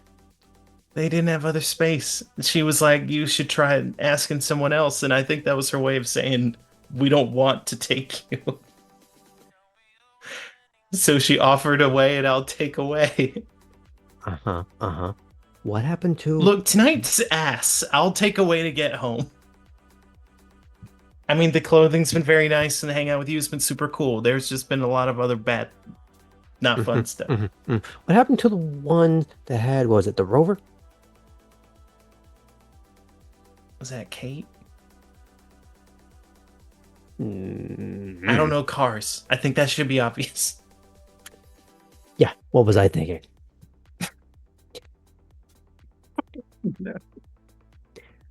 Okay. We're going to go to the side of a road. I'm going to send them a ping. They're going to figure it the fuck out from there. Cool. Okay. I guess if you're leaving me on the side of the road, you should find a bush so that every car passing by doesn't see a vamp trying to hail a taxi. Yeah, you're trying to prey on my empathies. I have not. I'm not! What did you think I should be doing something else? I'm pathetic, Lila. I don't. This is what I've got to offer at this moment. We're working on improving, but we're being honest with ourselves of what the prospects are of now. I'm gonna wait by the road and get in the trunk and ride home, and tomorrow will be better. Well, And again, thank you very much for everything you've done for me tonight. oh, I think tomorrow night you're going to the Warrens. You need to be around your kind a little bit. We need to we need to iron out some of that shit. Mm, We need to show you a few who are much, much more pathetic, give you some real perspective on some shit. okay. And you need to see what you could be if you figure your shit out.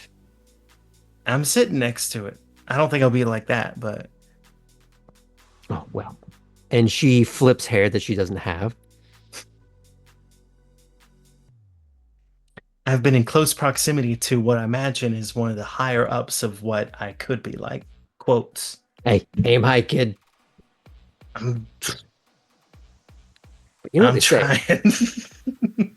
You know, if you aim for the I'm a moon. short girl. I can't hit very Yeah. high. So that whole thing about aim for the moon, even if you miss, you're among the stars. You know what? The moon's fucking large, so if you miss it, you're a dumbass. Yeah, and if you miss the moon, you could be like many light years before you hit the stars. Like those are freaking far. Okay, I'm not gonna get into gravitational dynamics for a fucking metaphor. I'm gonna try to slow down. I can't promise I'm gonna slow down. Cool. And Slow down she like peels a off. car. Oh, I'll get ready to jump. Tuck and roll, bitch. Tuck and roll. Do you got like a towel or something? This is gonna hurt like hell. We're gonna zoom out from that.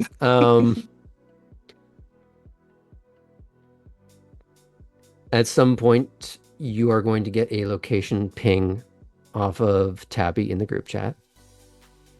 Do you go to it? I can navigate if you want. Could you please? Yeah. It'll be actually near that overpass where Tabby fed. So it's at least Okay. marginally on the way home. You were going to have to pass through there anyways.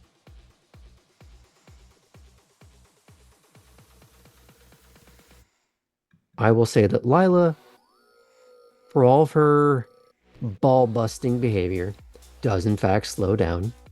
She does pull into the brush. And she doesn't leave you. She is going to wait to see that you actually get into another car. Thank you. Very much. Mm-hmm. Okay, so you know what you're going to do for me for the next week or so, right? Help you steal shit. I think you said that Uh-huh, before. uh-huh. Cool. Or fix it. Do I really got to say the whole fucking thing? I thought you said or. I thought you were about to propose something else. Yeah, for fixing your car. Yeah, okay. So you keep that shit in mind. And then we're gonna go on a little spree. For shopping spree, crime spree. It's gonna be like we're both Harlequin. Nice. And she'll You see. good with plants at all? Oh, I got someone downstairs to introduce you to. Oh, that was just if there's one of us being poison ivy, but I'm not. I said we're both it's gonna be not. Harley Quinn. I know. I was. Get the fuck out of my car. Let me improvise with our dynamics. And she's going to get out of the car. Not your speed, kid. She's gonna just wait in the shadows of the bushes, Uh, being very still. Mm-hmm. So The taillights of your car have pulled up at this point. As we were driving, could Mhm. I speak to Poppy briefly Mhm. before we arrive? Right. So, so how was your ride with Kate earlier? Oh, it was nice. It was nice. She's like very reserved as a person, but I don't know. She's easy to talk to, I find. I enjoy her. I think we're going to be good friends. Oh, that's good. I hope I get the chance to speak to her for a while too. Yeah. We've all been here one night, so. I know, it feels like so much has happened already. And I'm like, how many sleeps have I had in Savannah? Very few. And Cora's going to be enjoying the acceleration of this vehicle as well as we're in motion. But I think Poppy might let out a woo if at any point you are playing around with the showtime of the car. excellent, yes. I guess. Well, I'm glad that it sounds like she can lighten up a bit underneath her exterior. Yeah, I think so. Though, I mean, it does sound like she's kind of like a boss babe. So hopefully nothing like wrong with on the that. weekend. No, nothing wrong with that at all. It's just sometimes people have a hard time turning that off, Don't I know it? Yeah. Are you like that? Do you get kind of focused on like one goal or achievement and then just like can't you have like blinders on? I don't. At one point, yes, I was. An ambitious era. I left that in the past, though. Got it. Yeah, I can't really relate to that, but I'm like very impressed by people that have that trait. So, think I mean, it's- it seems like you're getting yourself set up here pretty well. You've already got prospects with Titus, so. Yeah. He actually gave me some really thoughtful notes on my drawings, and it was kind of a rough sketch, but it felt like he kind of understood what I was talking about, which is very helpful in any sort of collaboration. I think after last night, and all of the kind of bloodshed and violence, I'm very shocked by how kind people are today. Like I feel like I'm getting whiplash. It is a different dynamic, isn't it? Yeah. It'll be an interesting tightrope. Right. I think we're just about there. Poppy's like looking out the window like, If I don't this see her. is the place, Oh. going to the underpass is like.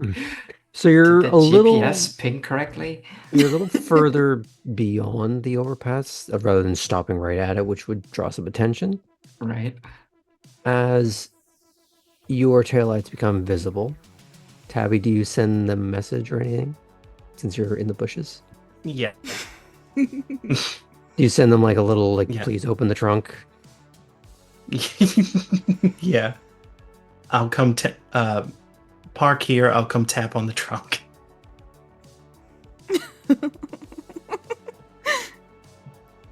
Very sneaky. All right. Cora will listen to the instructions from the group text as related by Poppy. And I'll act park it the out. car. You'll before long see Tabby not like slinking, but like kind of head down as if it were raining outside.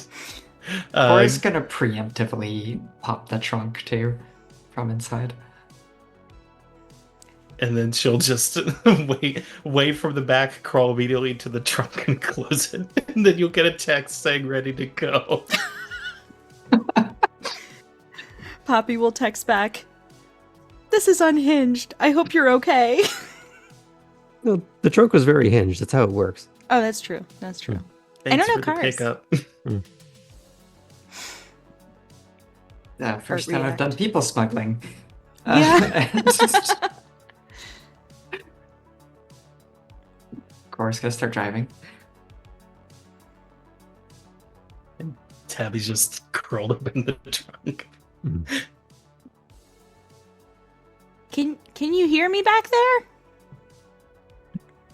You probably can't. Oh, okay. You hear like some muffled response. Amazing. Poppy will give up. Firewall would actually be fairly sufficient for one of those, so Mhm. yeah. Got You it. get a text saying what? Poppy says, "NVM, talk to you at the cottage." Okay. So we're gonna do 2 things in rapid succession because we will want to go on break soon.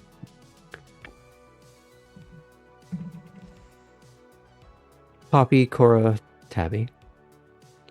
In relatively short order, because you're not that far away, and you're maybe giving it just a little more gas because you actually can, and this thing hits speeds quicker than the robot. Oh, you know it. You read Cora's mind. And you're able to get to the front gate of Wormslow. Like your first night there are individuals at the gate who are holding out a hand for you to stop. Another individual is giving a visual inspection. He's not looking at the car. He's looking at you. Yeah, Cora will roll down her window and just say, I forgot my ID. Mhm. Do you tell them that you have someone in the trunk? That's probably a good idea. Mm. I have an extra passenger. Open the trunk, please. Like, He's going to very quickly open it. He's going to look down at Tabby. Tabby, do you react? Oh yeah. And how do you react? Probably she assumed that that we had reached the destination. So she probably, as soon as the trunk was open, she probably like at least started to shift as if to leave.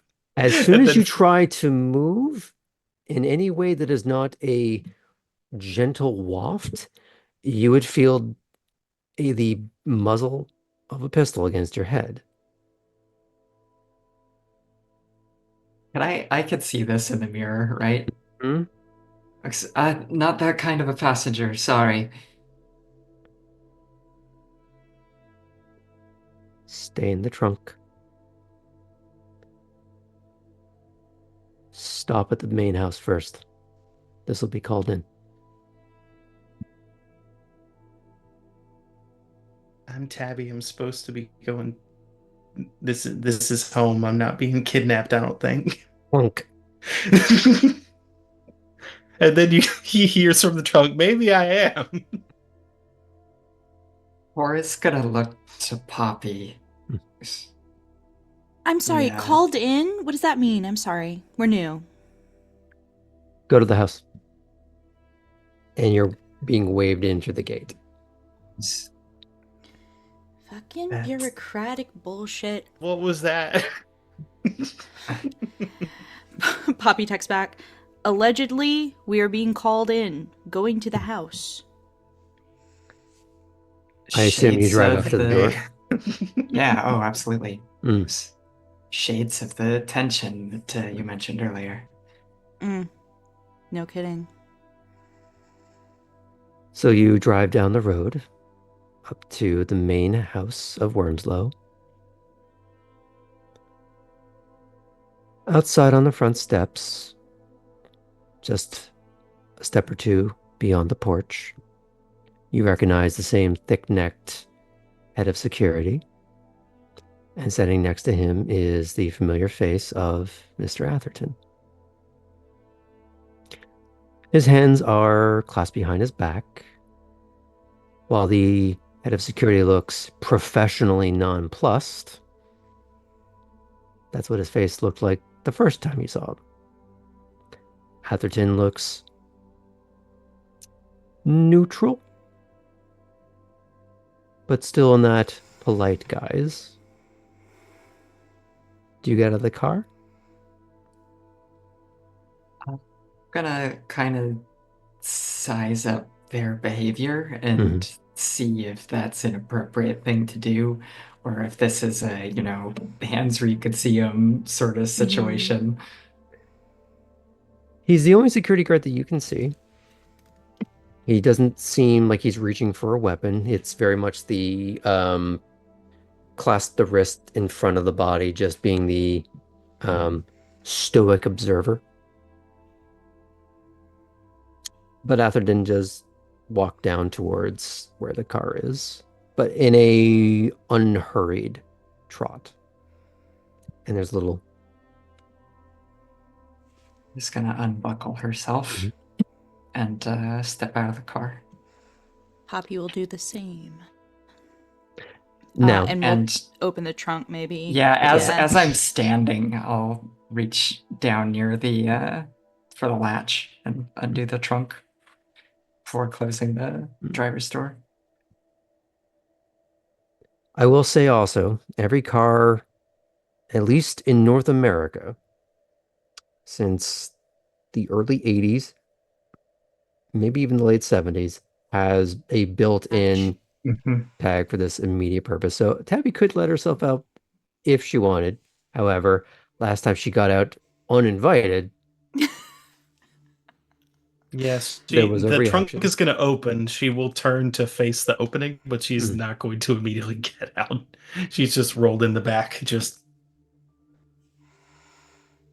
Atherton's going to stop where he is. He'll crane his neck around the car, but he's not walking towards the trunk. Just, Ms. Morn, you could get him out and join us, please. she will gingerly step out Mm. and looking around, make sure no one points a gun at her. There are no weapons drawn by anyone, and Atherton is once again clasping his wrist behind his back. I do apologize. They are quite jumpy at the gate. Understandably. Mm. We have had attempts of incursions before, so people just jumping out of the trunk does tend to put them on edge. Sorry that I assumed that I was doing something wrong. I didn't. In a way you were, but not in a malicious manner, though I would consider next time you come up to the gate you do so a little more honestly. Was there room in the car? Well, No, unfortunately. so here's my dilemma.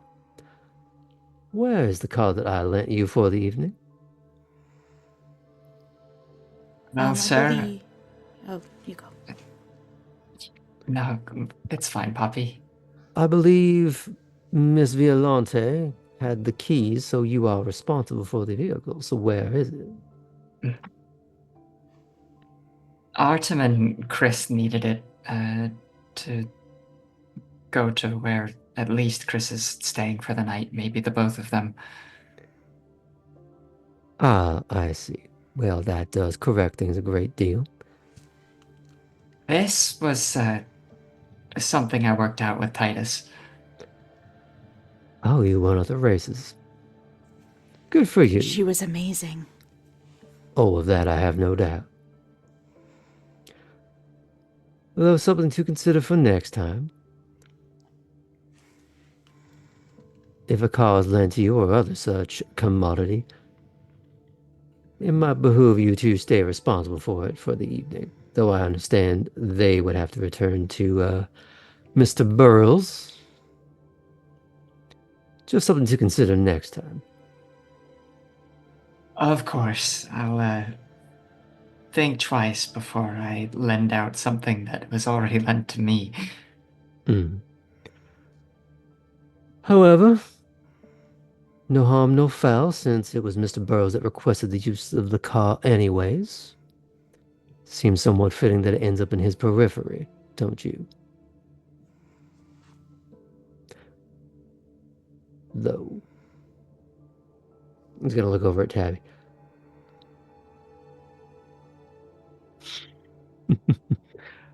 I would have given someone else's left arm to see old Julius's face when you tried to jump out of the car.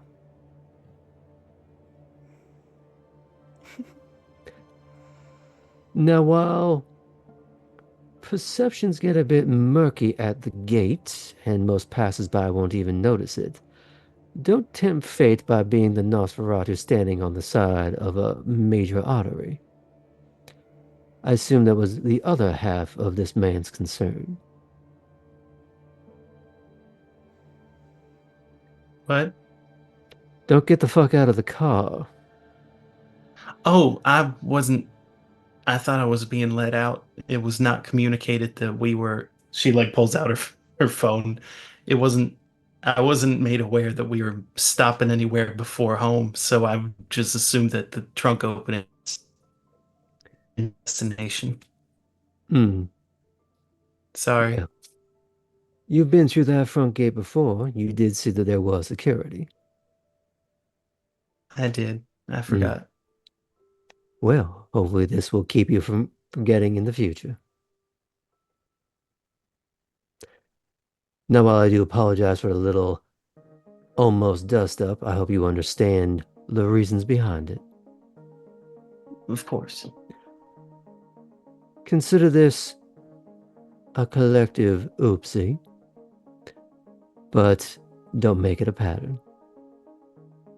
Lessons learned will tighten our corners. Very good then. I take it you will all be staying at the cottage tonight then. That's our intent. Well, I don't have to drive you down there myself this time. So I guess I will retire for the evening. Is there anything else that you need to discuss perhaps tomorrow night? Is there anyone that you need to get a hold of that was not already inputted into your phones? Let's see. Open my phone. No, real I quick. think I Look. got all the immediates. Mm. Thank you, sir. Mhm. Have yourselves a I'll have good to fix it night. later. Drive safe now.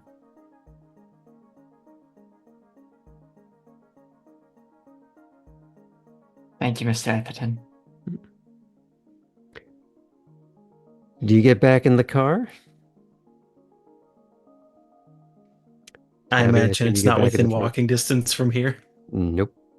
Well, anywhere is walking distance if you have the time, but if you want to be there before sunrise, you'll... Oh shit. Yeah. Mm.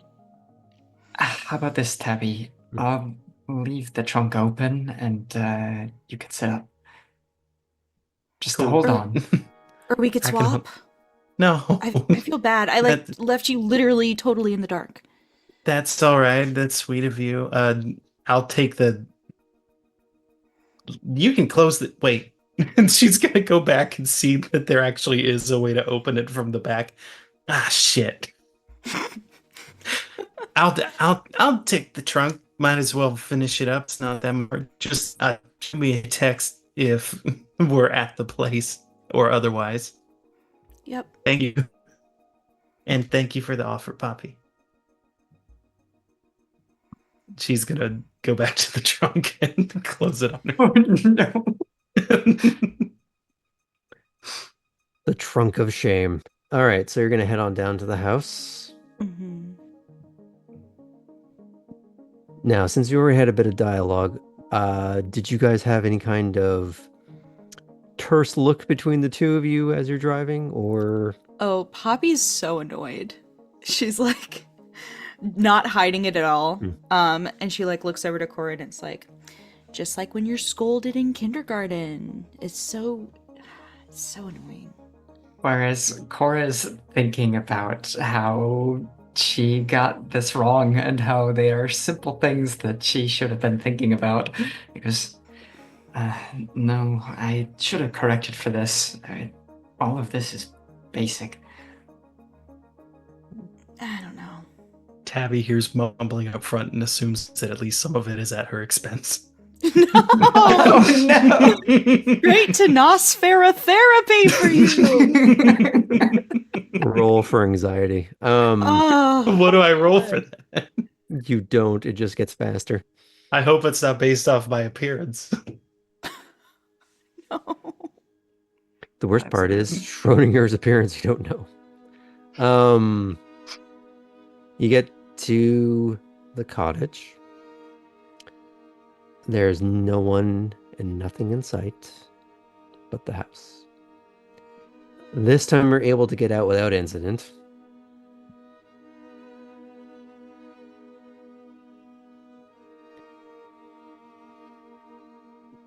So you can go back inside. Now, to get to the last scene before we go on break, we're just going to say that you power down for the night, and you can have a conversation in the next evening, if that's all right.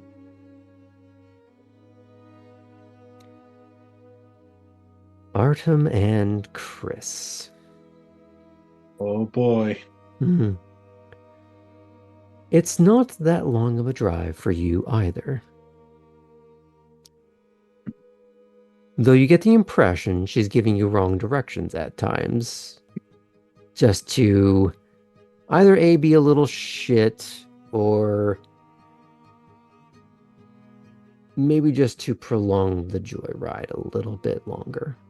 To delay having to go back home.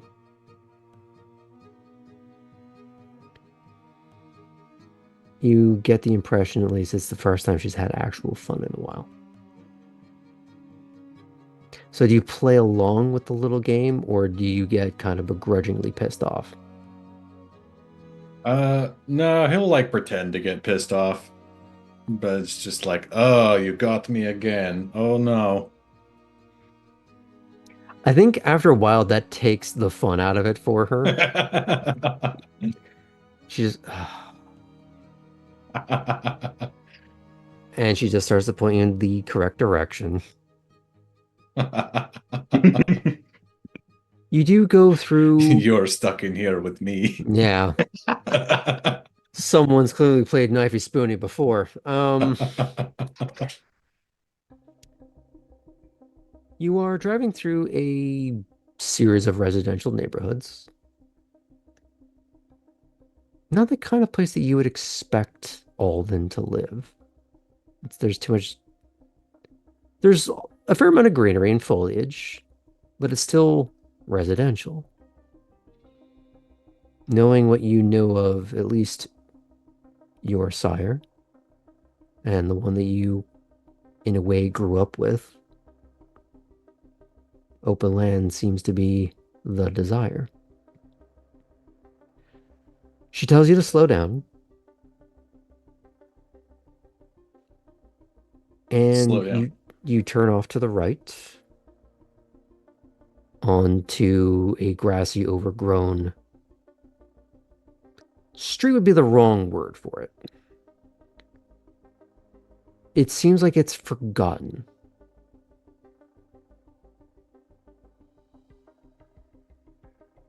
After a moment, it gives way to an older road, overgrown still, like grass has grown through it. And weeds and everything else. But you're getting water on either side of you. With some foliage dappling in between. You're approaching what seems to be an island connected by a road. Small.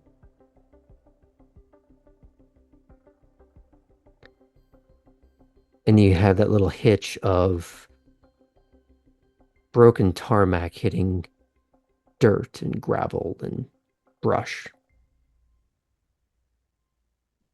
As you have to negotiate around trees. And you start to see a few that are down. Some that are more recent, some that have been down for a very long time. some rotting, some that look like they're in the process of being cleared, but it does seem like it's a lot of work. You get up to an older white house, or at least it should be white.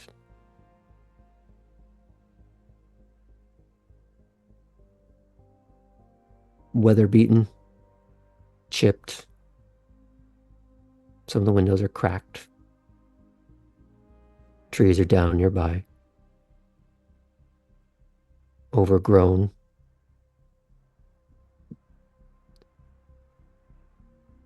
And Alden is walking out the door.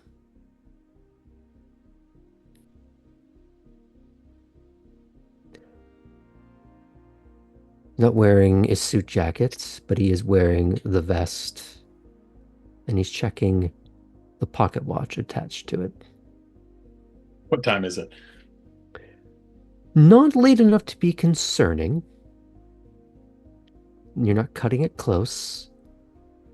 It's more a case of maybe idle curiosity. It's like, what time is it? It's after 3 a.m. Do you know where your fledglings are?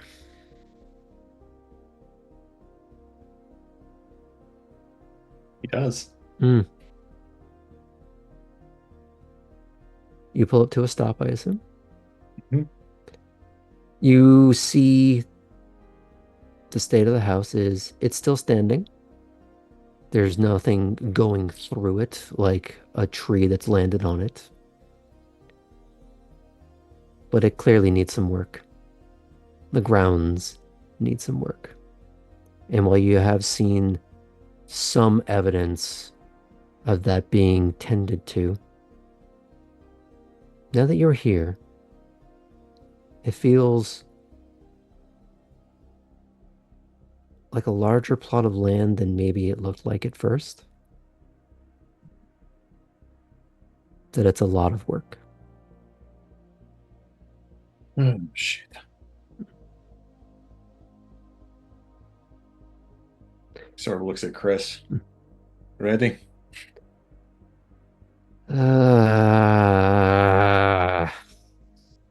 She gets out. Artem also gets out.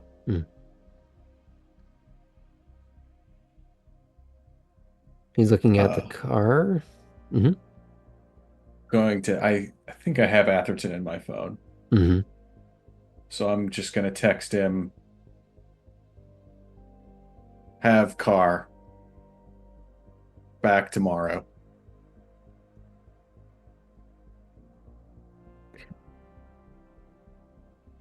You're just going to get back a very simple understood.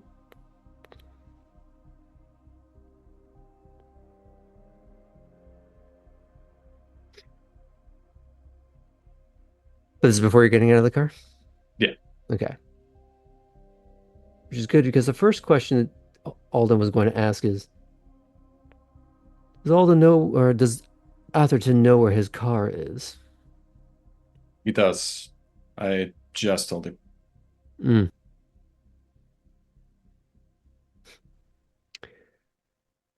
Oh, that'll be a fun conversation for at least one of you tomorrow.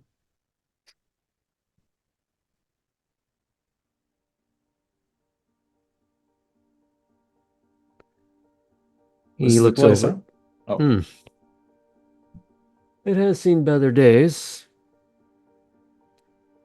but it's withstood conquest, fire, and storm.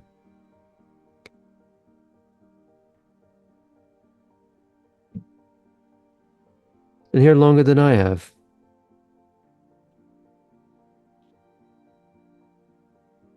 Did you take it from someone? At that, he does very broadly grin.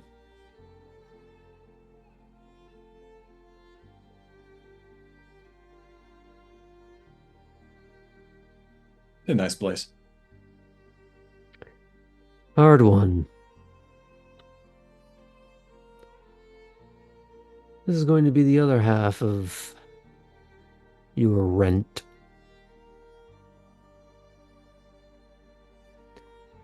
We'll deal with that soon enough. How was the first half? He's going to look over at Chris, who's walking right by the both of you, grumbling as she goes into the house, presumably up to her room.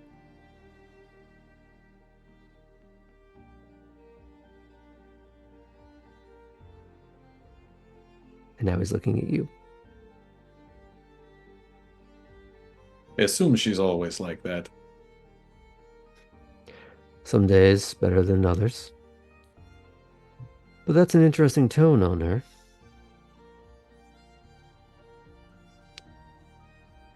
Usually that's the sound someone makes when they've been having fun and been made to stop.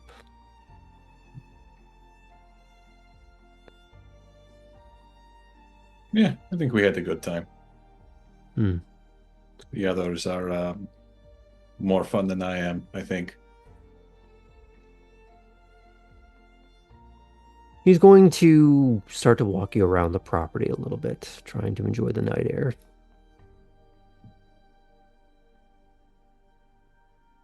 So tell me about it.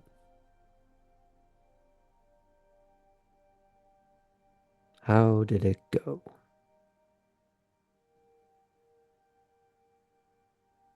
I mean, I have had much more difficult jobs. She was fine. She's kind of pissed off and angsty. How old is she?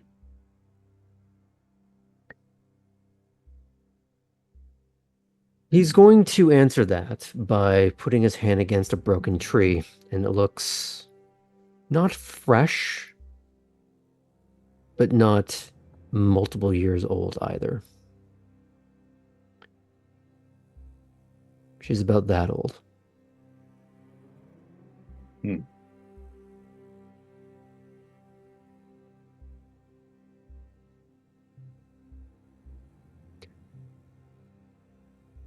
Storm ran through a few years ago. One of the worst ones we've seen in a while.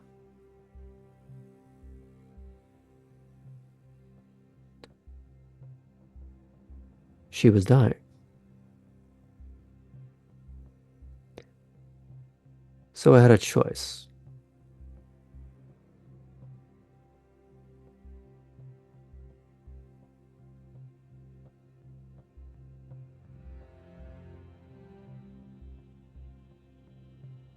My own experience was not so different, I think.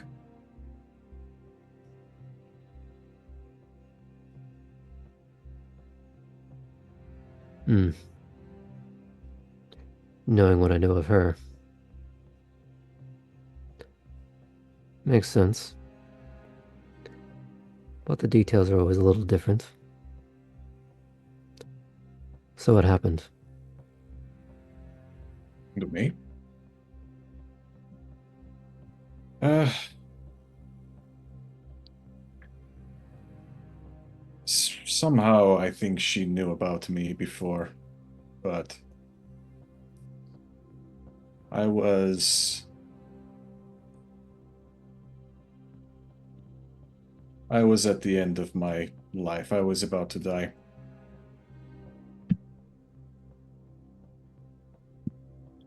She decided that it was worth it to keep me living.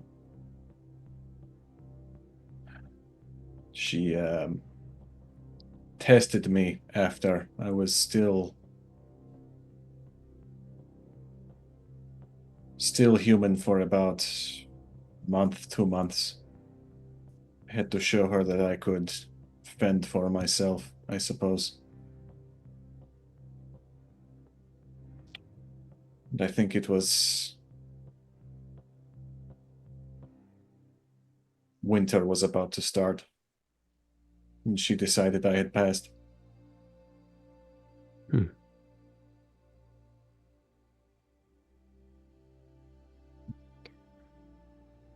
Very often, when you run into other gangrel in the wild.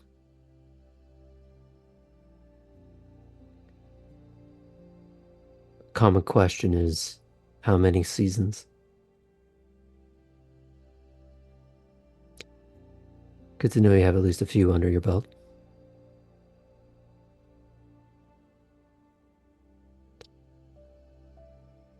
But important to remember, not many.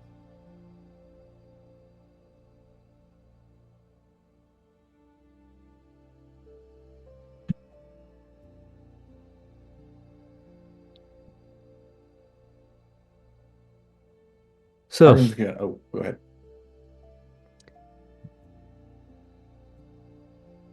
understanding both of your charges now, it's too late to change your mind on what you've already agreed to.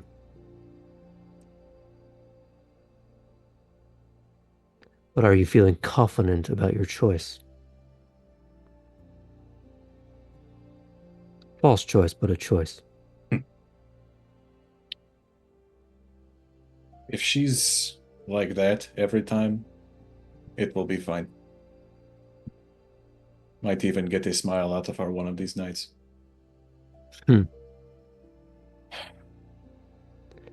This is going to take some time.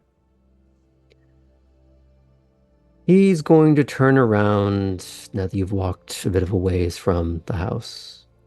He's going to sweep his gaze over the landscape, the house. There's something a little wistful about it. I would like to see it return to a state of majesty.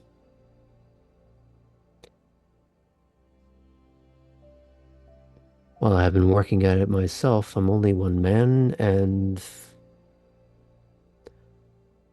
county needs governance more than it needs landscaping.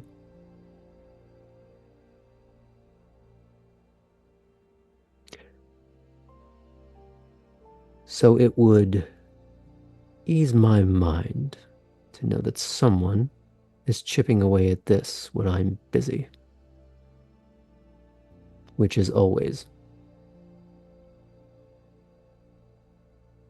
I can chip. Good. Just have to figure out how to balance that and that. You understand that we're creatures not entirely bound by the idea of time, yes? Yeah. It's been weird coming back here to a more, I don't know, civilized place where people have clocks and shit. I'd forgotten about some of that. Depends what you consider civilized.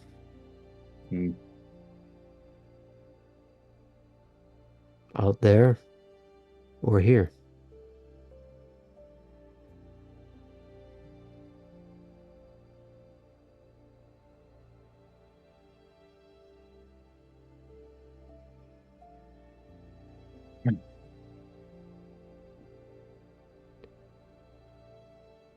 But it is getting late. So are you going to walk the grounds? Take stock of what's here? You're going to provide a list of what you're going to need to start working.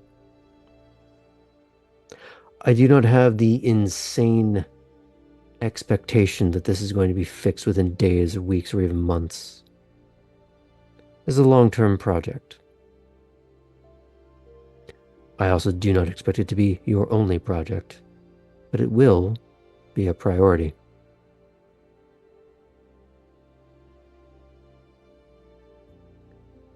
On top of the other one.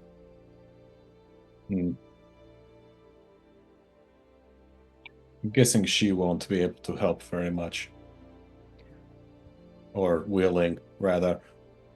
Oh, she does on occasion. Especially when she needs to work off a bit of energy. or when I need her to do something a little more productive. Labor is character building.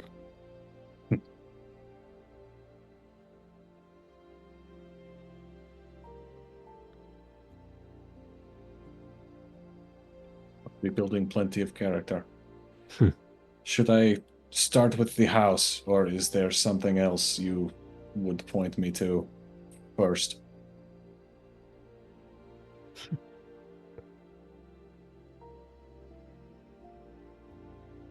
Walk the grounds and figure that out for yourself. Hmm. I'm to give you a task. You're to figure out how it gets done. Sure. I'm not here to micromanage.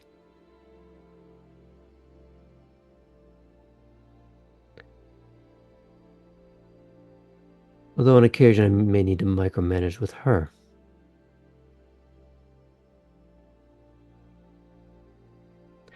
Tell me, did she try to take your head off?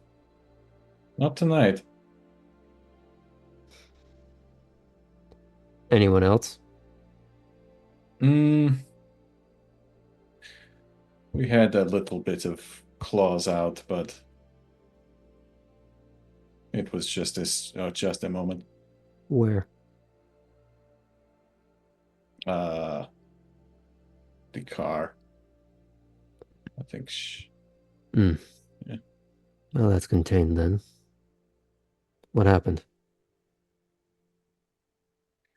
I think someone was fucking with her. Maybe it was me. Took exception to something specific. I don't really know what. Ah.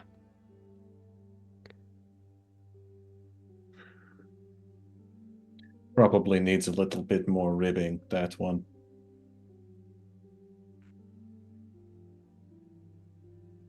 Truth of the matter is, most of it comes down to socializing.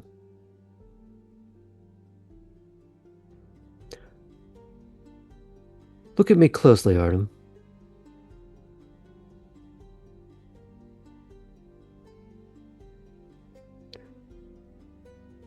I will be pointing out to the player how monstrous he looks.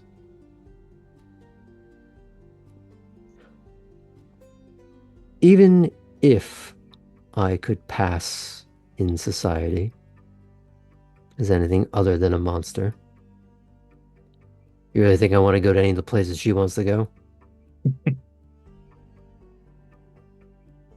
I imagine they're all a bit loud for you. You have no idea. I might have some.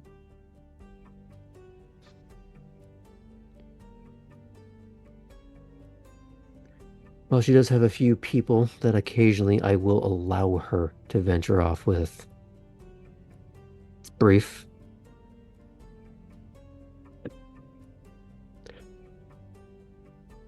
But if she could have a few more extended outings,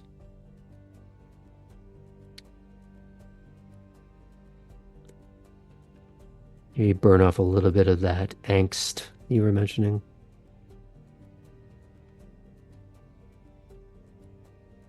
Nothing wrong with a bit of mandatory fun.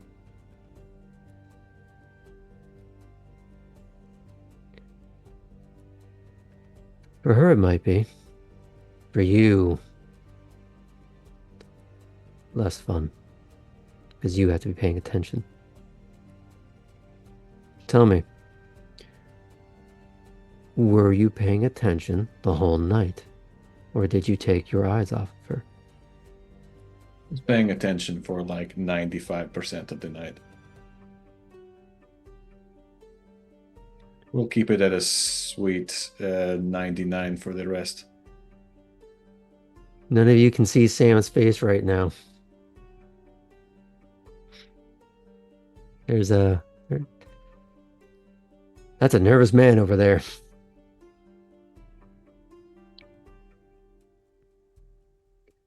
And what was going on in that 5%, Artem? I had to find some privacy so that I could feed. And where was she? She was in the bar with the rest of them. So not entirely unattended is what you're saying to me. No. Let's keep it that way. I have a lot of land, and no one will miss you.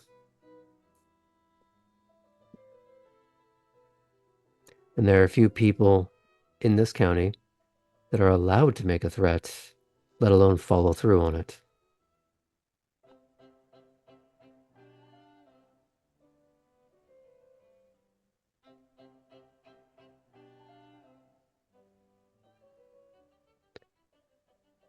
Are we clear?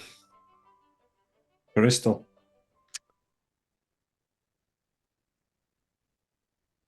He's going to point you towards a smaller, ruined, somewhat more ramshackle guest house that's still probably more luxurious than the one you built yourself. Slander. Prove me wrong, kids. Prove me wrong. Oh, it was way better looking than that. Come on.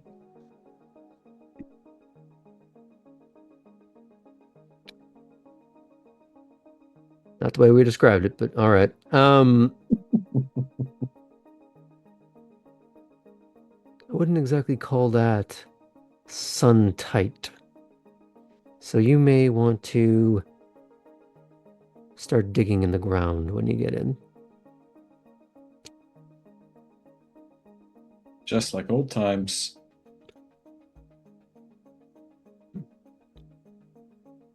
Oh, good to see that the city hasn't civilized you that quickly. Unlikely. And he leaves it at that, and he heads back up to his house.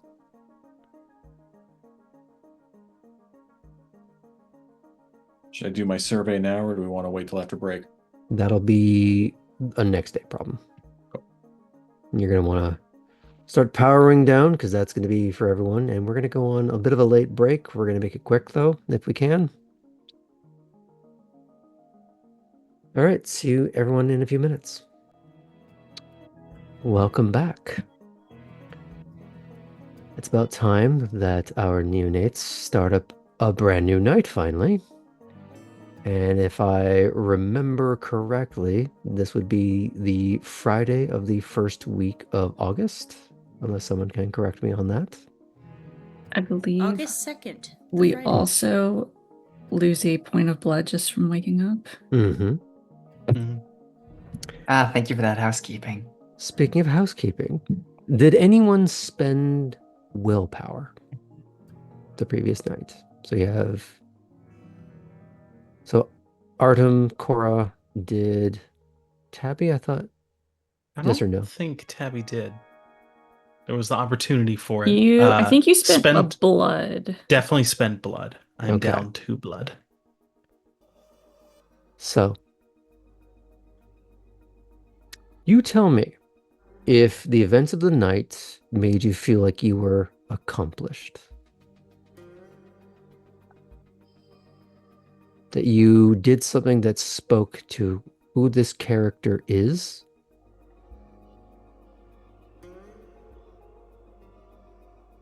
Fantastically so for Cora. Okay. So I will let you reclaim one of your temporaries. So this is the trade-off. It's not a like D&D where you regain them all in one long rest. It's there has to be, because they're so easy to spend and they're so powerful, they have to be harder to reclaim. So Artem, can you make the argument to me that he did what he was supposed to, or felt like he did something that was intrinsically him? Did he stay true to who he is? That he accomplished something? Or does he feel good about some of the new things that he was trying? Does it feel like it rejuvenated him?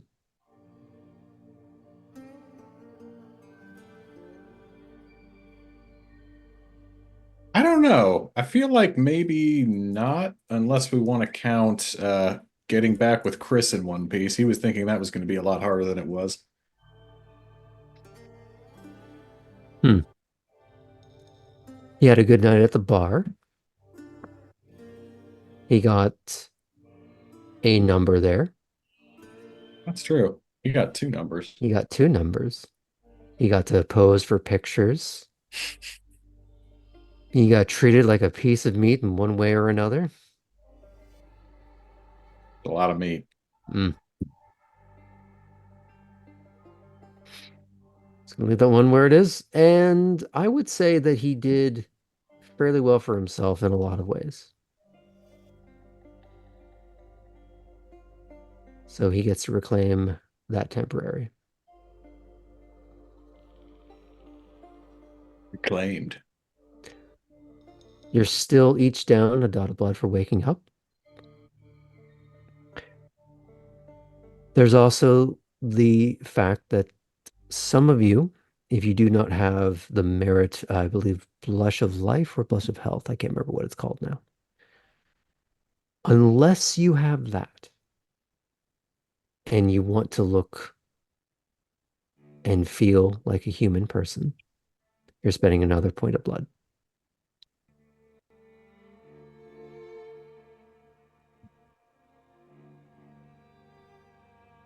Just to wake up? So you have the point to wake up. The spending blood to look and feel more human doesn't really apply to you. So you're fine. Yeah, no amount of blush in the cheek is going to make I'm anyone. alive. Yeah, that's not going to help anybody. Is that something I can wait and spend, like if I were to go be around people? You can, but considering you're about to leave your house, probably. Actually, we're going to be picking up with you. What are your plans for the evening? Have I heard back from Edward yet? We'll say that you're just waking up, so you're not exactly his top priority at sundown. Hmm. So you got a few minutes to get yourself in order to figure out where else you want to apply yourself. Hmm. I am supposed to be hearing back from a few people, Hmm. but I also was invited back to Repeal 33 this following night. Invited is a strong word. Well, yeah. Suggested you come to the bar to spend more money would be the more appropriate way of putting that. Is that where you want to go first? Or do you want to handle business? I'd rather do business first. Okay. So I presume then you're getting some manner of dressed up, maybe not dress, but Hmm. Not like okay. hunting garb, but Mhm. nice. Okay. So tell me who you were expecting messages from. It was Innsbruck, Edward. Mhm. Who else? I think Redgrave said she was going to reach out again at some point, Hmm. though I don't know if that was going to be like an immediate thing or in a couple of days' time. Because you wanted her to get Ludlow to message you or to have some kind of communication facilitated there, right? A couple of, and she said I might be asked to show up places. Hmm. Okay. So while you're getting sorted to begin your evening in anticipation of meeting peers,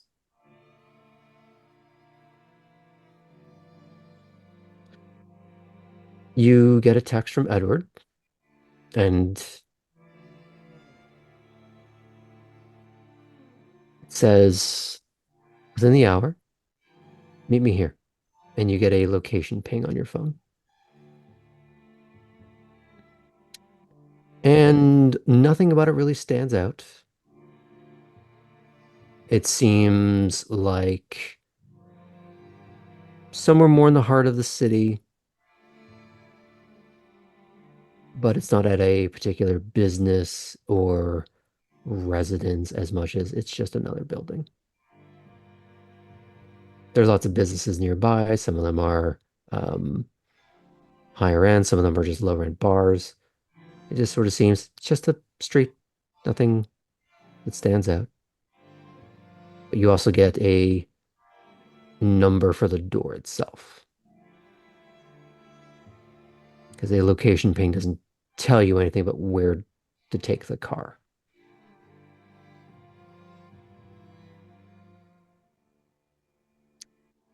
So I presume you go and deal with that 1st. Mhm. Okay. Because you're pretty close to that part of town ultimately, you're there within. Actually, here's the question. Do you go off immediately or do you try to make it seem like you're not too eager? I'll wait a few minutes. Okay. But you're also not going to arrive later than what was said. Mhm. You're going to try and do the. Punctuality is the mark of a Ventrue. Their 15 minutes early is still considered late in a lot of venturisms. So Fashionably late is a term invented by the Toreador.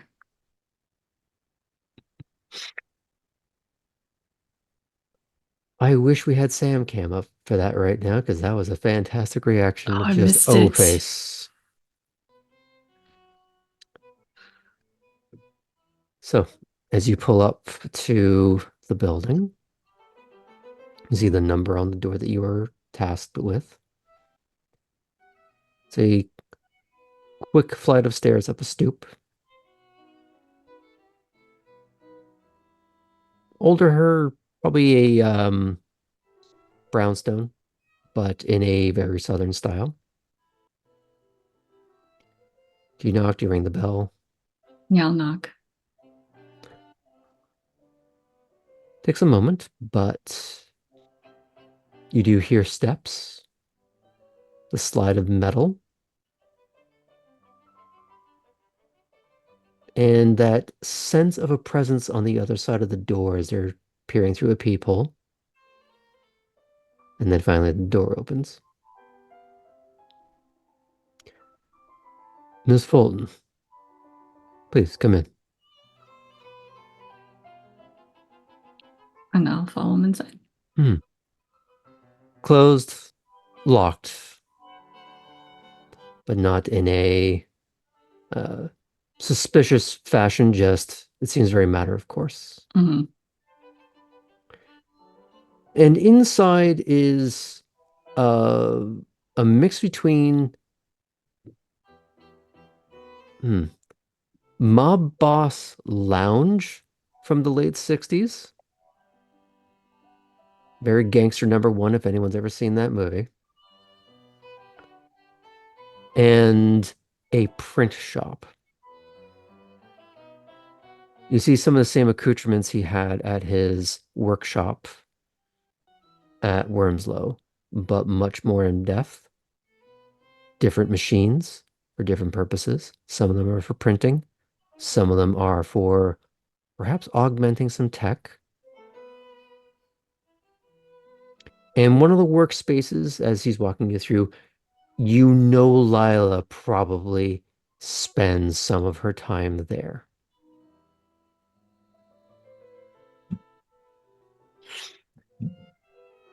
He's taking you over to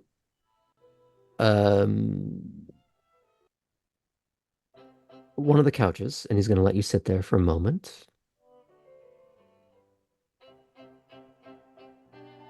He's walking into the equivalent of a back room because it seems like a refurbished house. Mhm. Maybe this was a kitchen at some point that he's walking into, but he probably is using it for storage. And he walks back out with a box that is the size of a cell phone.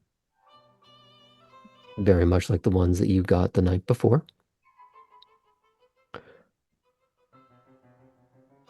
So, tell me, how bad was it? stepped on it.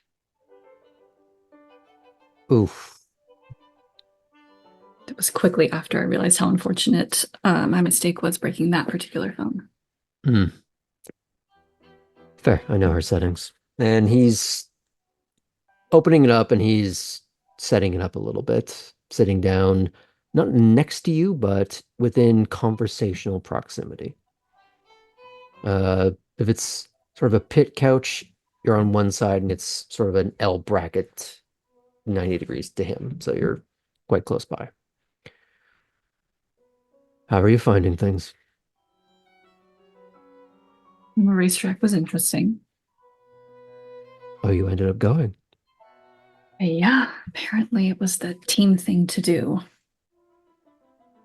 Team. What was I going to do? Sit at my house all alone? Looks around his place and goes, sometimes.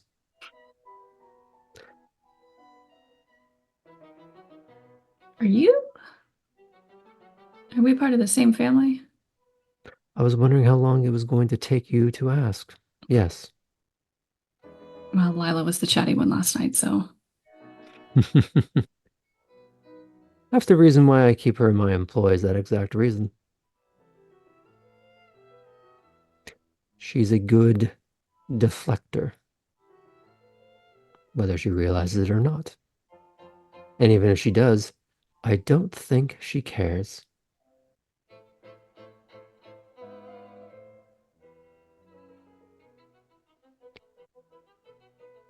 So now that we more formally understand each other, how's it really going? And he's talking to you. He's working the phone to sort of save Belle some time and headache. Feels like I've had about 100 people ask me what I'm going to do. I want to just say I'm working on it. And as much as you want to say that, you know it will never satisfy. No. The privilege of being born into a position back in DC and having to figure it out for my own here.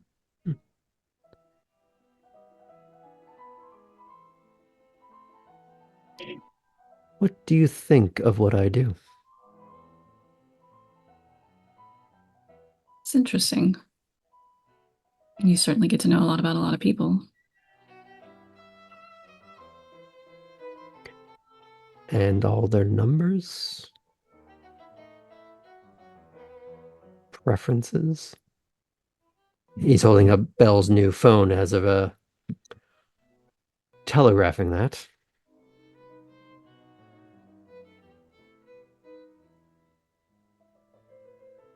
I don't know if I'm very technically inclined, but I am good at logistics, organization. That's half the business. Most of those skills will translate to anything that the Blue Bloods do in this or any other city. Highly transferable skills. Met Redgrave last night. She named off a couple of options. Any stand out? I don't know, the logistics side of Halsey's company could be interesting. Hmm. And I was also warned I might just be asked to go and do at any time. That will last until you find yourself something stable. Once you're actually in a role, something that is defined, there'll be a bit more of a decorum around respecting not autonomy, but the fact that you are going to be busy as well. You're still expected to be part of the machine, but more of an understanding of you're playing your part already. To a point.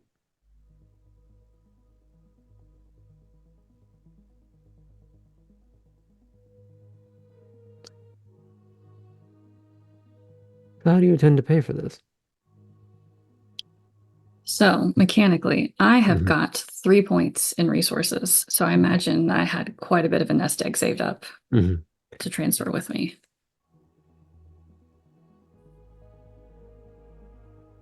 So above the table, we can either make this just like a quick bank transfer, or he's got one of those square things you plug into a phone that you can swipe a card through if you want to play that card. Mhm. So it's more a case of, did you bring cash? Did Oh. you are you writing a check? Like what is it that Kate would do here?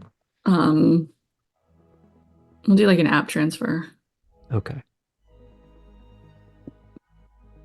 He's going to walk you through that in a way that is more secure, Mhm.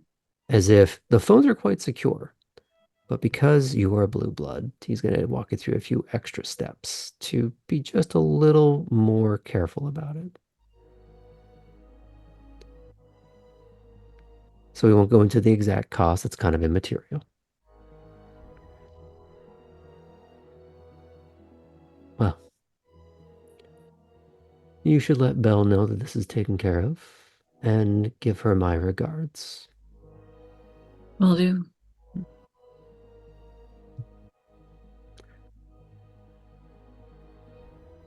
Feel free to ask a question if you have an issue about anything.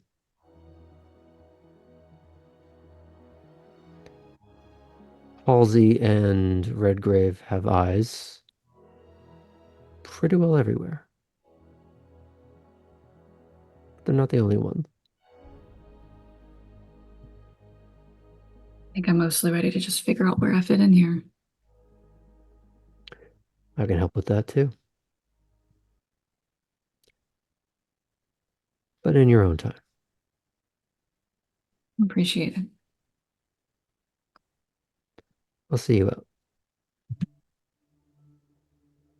And as I'm walking out, I'll go ahead and text Belle that I've got her phone. Mhm.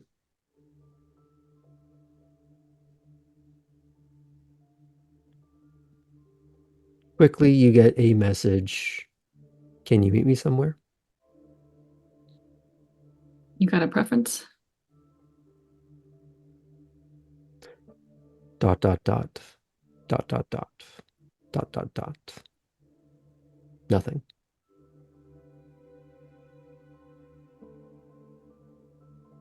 Where do you prefer? That's what she sends back eventually.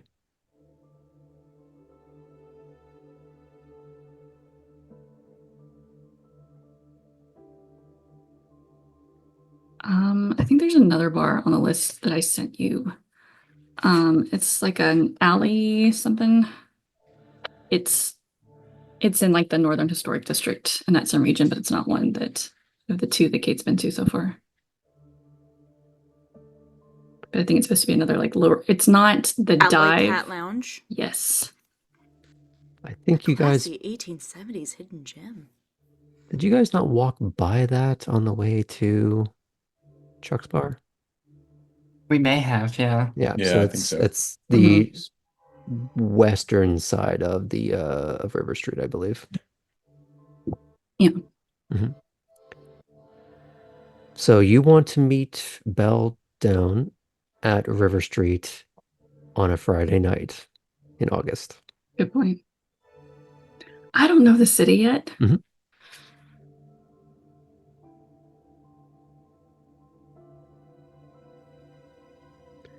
I'll say as you're going back and forth, um, or there's a pause as you're trying to think of exactly where. Mm-hmm. She's going to send you a ping for what looks like a strip mall parking lot, a little outside the main drags of the city, so it'll be a little quieter. Probably all the things are closed or about to be. Do you agree to that, or Yeah, we'll meet her there. okay? As you get in your car to head off to that, I'm gonna pull the camera back from you for a little bit, okay? Okay.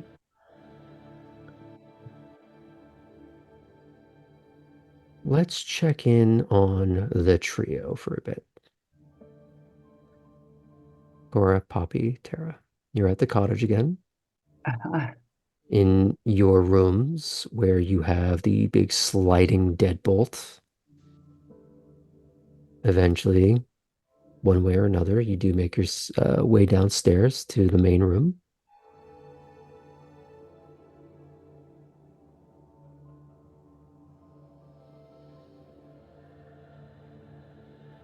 How you doing? Good evening, everybody. You sleep okay? Beautifully. Good. What about you? Yeah. Very well. Very well. Tabby, I just wanted to say I'm so sorry about how last night went down. I've been thinking about it as I was going to bed, as I was waking up this morning. I feel really awful about it. I just wanted to say sorry and that I don't want it to happen again. Uh, you may be muted.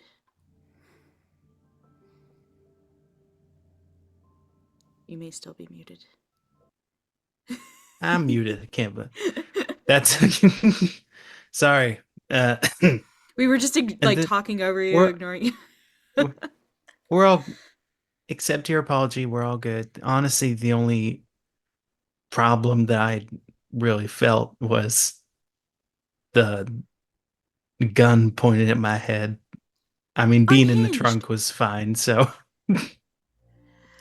I, I imagine, and it is not the first time I've been in such kind of storage for transportation. I imagine it won't be the last. Tis Really? tis my lot. Uh, You've been in storage before? yeah. Have you never once? No, I don't think so. Hmm. Yeah. I had to Well, travel long distance. Well, I mean, mostly it's just due to can't have just anyone cracking open a box or opening up a door and seeing this. So we do what we can.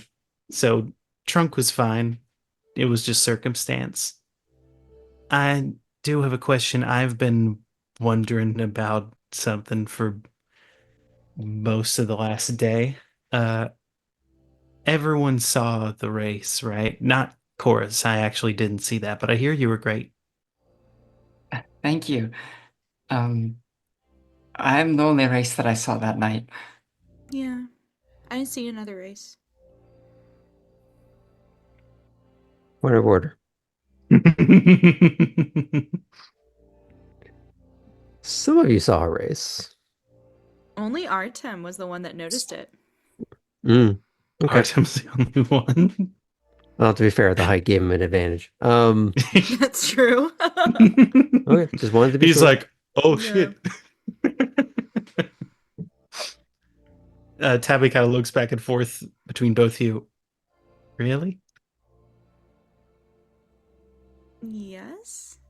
If you hear about it, it was real bad. Uh, I still haven't finished. I see. Well, good thing I didn't see it then. I won't say Uh, anything. when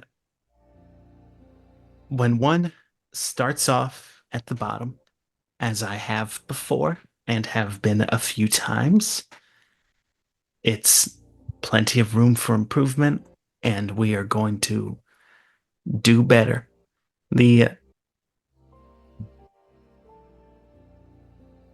It wasn't my expertise. Not that I necessarily am an expert at anything, but last night was a wide range of doing fun, amazing stuff, and feeling alive and feeling like me and capable, and catastrophic, horrible embarrassment.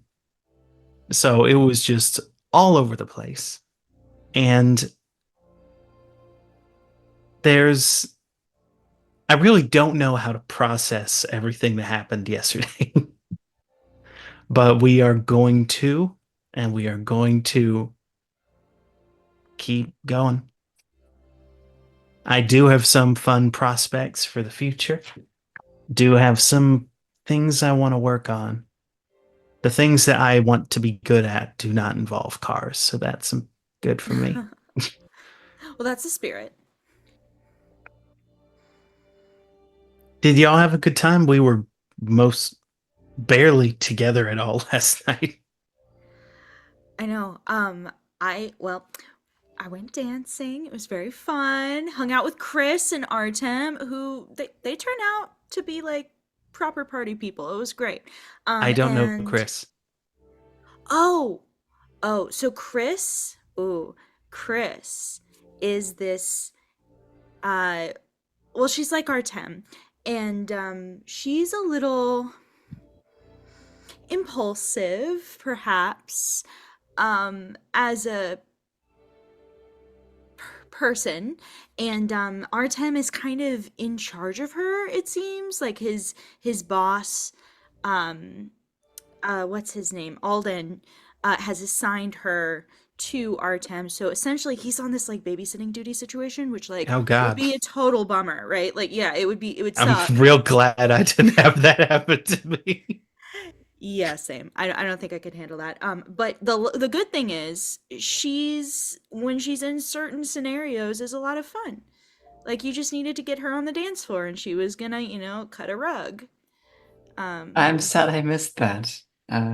But driving with her was fun. Apart from trying to run me through at the beginning of the night, I like her a lot. She tried to kill yeah. you? Only briefly, it was fine. She's a little angry, I think, or quick to anger, I suppose. God. Yeah. But yeah, she ended up being kind of cool, which was good. We met a bodybuilder named Bobby, who's like Insta famous, which was very fun. Artem and I actually took some selfies. I should maybe check Instagram. Um, I guess it wasn't selfies. They were professional like photo shoots that we were in. Man, we did a lot last There night. was a lot going on last night. Yeah. Quit. Um, I don't have as many details, but basically drove around for a bit, had mhm. some fun feeding, got a wardrobe finally, though it of course is like fallen to ruin immediately. But we can always restore that. But Mhm. Lila's a blast You got to in hang out with positive and Lila. negative terms to be around. Did she have anything to do with the race car situation? She put me on the racetrack. Ah, I don't know her, but it seems like her to do that. So, She was is, it both you and Lila in the same car, or yeah. No, I was racing against someone else, and the reason we were racing is because we were against some punk that we were going to steal his car, which we did anyway. Sold it for scrap. Super cool. But That's yeah, we amazing. left him like face down on the ground, so he's fine. But took his car. That was one of the highlights of the night. But the one of the low lights of the night was Lila set up this scheme to, hey, you beat us in a race, you get to sleep with both of us. And I was like, oh, okay, sweet. And Oh, then I have never driven a race car, and I stalled out for most of the race. It was oh awful. no. the Did you poor have to sleep car? with the person? No, we ate him. Well, not entirely. Got it. Yeah, it ended up fine. I was ready to kill I him, think but Cora wanted to add Wait, something Cora there. was, yeah. I mean, that was the remark. Is so the car's not okay anymore then? uh, there's DM. We didn't see it get destroyed, right?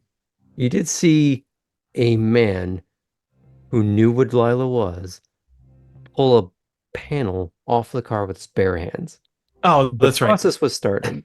At the very least, it's missing a door, but odds are it's yeah, car is totaled at this point, or at least torn apart.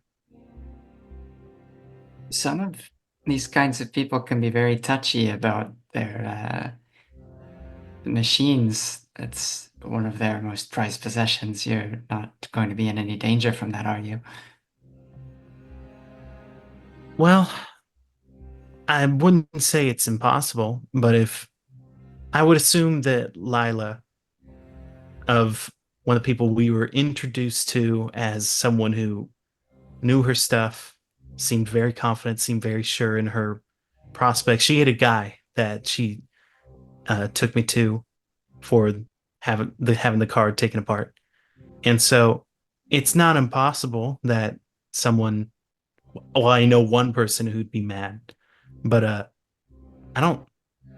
He definitely wasn't kindred, so And the trying to be. car you stalled out, the transmission's all right. Oh, she's pissed about that. Like I'm now on like repair duty It for a was week. Lila's Gotta car. It was Lila's car. I don't know why she didn't just drive, but I guess she wanted to see what I could do, which wasn't much.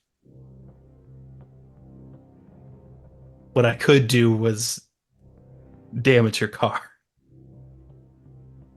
We didn't hit anything. Oh, you literally just stalled. it, it was a series of stalls. It was a spin out at one point. God. Like, car is still, from my stupid eyes, fine, but he's got all this tech built in, and like apparently I imagine Cora would look at this thing and be aghast at what I've done to it, but pieces. I'm not a great mechanic, and I'm sure Lila has her own contacts. But if she leaves it to you, and you need someone to take it to, I could take a look. That's a good prospect. I will keep that in mind. I'll at least bring you up, since you, from what I heard, just are a decent racer more than I am. So I'll put your name in her awareness for whatever that's I worth. had a better night, and I was one half of the equation that got a gun pointed at your head, so it's the least I could do. Well, thank you. Other things that I imagine, I promised I'd be getting her parts for her car. Uh, I'm gonna be setting up some online stuff, and would love to contact some more people. Uh, One thing that I know I'm trying to do is what happened to Max. I want to avoid that, but I do want to be a. If someone came at me like Max and I didn't have a gun, I would like to be able to waste someone or at least defend myself. So I'm talking to some toughies. I know I'll probably be going to the Warrens pretty soon, which you guys, by the way, are not allowed to go. And that is for your own safety. That's not me saying you're not allowed. That's me letting you know that that is hostile ground as far as I'm aware. So But this isn't a term I'm familiar with. The Warrens? it's where folks like me typically all hunker down for the day and have most of our goings on whenever we're not above ground. That explains why I never met any of you in Frankfurt. I imagine we were around. I wasn't. But yeah, I know I'd like to hang out with you all more frequently. I certainly will have my list of chores that I got to do. And maybe for the next week, at least day, I might be occupied, but if y'all will have me and I can find a way to hide in more luggage so that I'm not a threat to y'all going about your business, would hate to miss out on more opportunities. I definitely would miss out on dance parties, but that's not really a loss for me. Well, I definitely have to be a part of these dance parties too at some point. But I'm not going to be out on the town every night, so I'm sure we can link up. By the way, I was told that in terms of like, at least to offer the same thing that you offered me, what I am good at is getting stuff. I don't have much stuff yet because new town, new nothing in my pockets me. But if you need stuff found out or you need someone who is confident to be roaming the streets, talking to toughs, I'm sure you can find more capable people, but I at least want to offer my own skill set to you. My prices would be fairly minimal. I just like to know stuff. So if you guys have info that you want to share but need info, we could do little trades. I'll keep that in mind. I like that.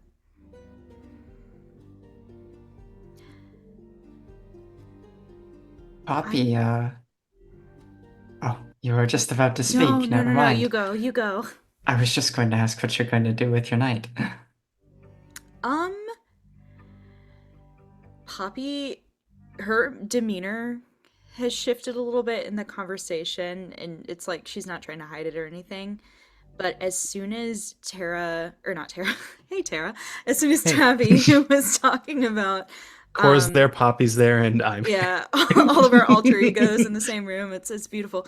But as soon as Tabby started talking about low key her life being in danger potentially because of what she and Lila were doing, Poppy's kind of her sunny demeanor has kind of shifted a little bit.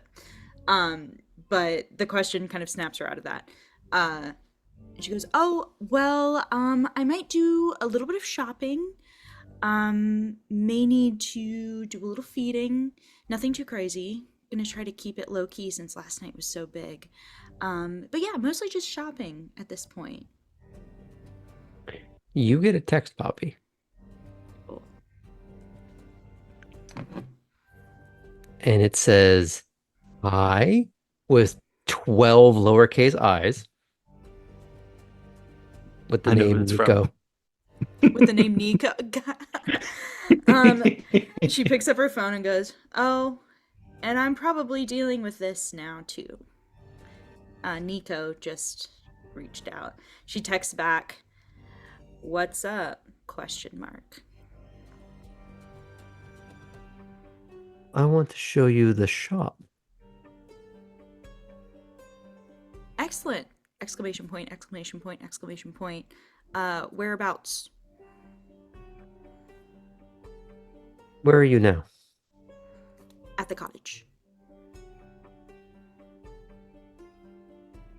Meet me at the main house. Thumbs up emoji. Well, it looks like I'm headed to the main house actually, before I do any of that other stuff. One of these nights you'll have to tell me how you and Nico go back anyway.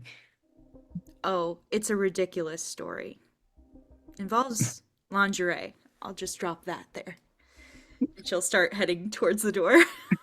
Well,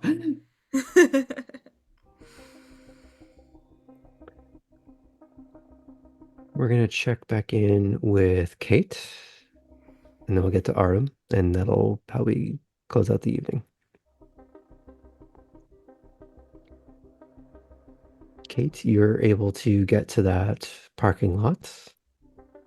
Before you do, is there anything that you try and accomplish before then? No, I'll go ahead there. Okay.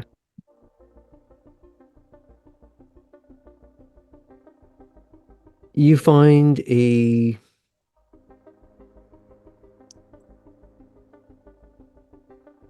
How do I explain this? It's not a sports car in the traditional sense, at least not in an American sense. It's more like a starter sports car, something European, but not necessarily like the recognizable name brand. Like it's not like a Lambo or a Ferrari. It's more like an older off mainline Porsche. So people think of the 911 or Cayman or something like that. This is a 944, which they don't make anymore. Since I think the late 80s, early 90s. And it was more like it had the Porsche shape with a van engine.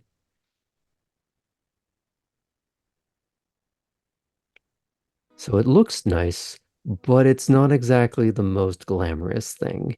But the headlights do roll up out of the body. So it's got the gimmick. And you see Belle leaning against the driver's side door, arms crossed, with an overcoat. I'll park and get out. Okay.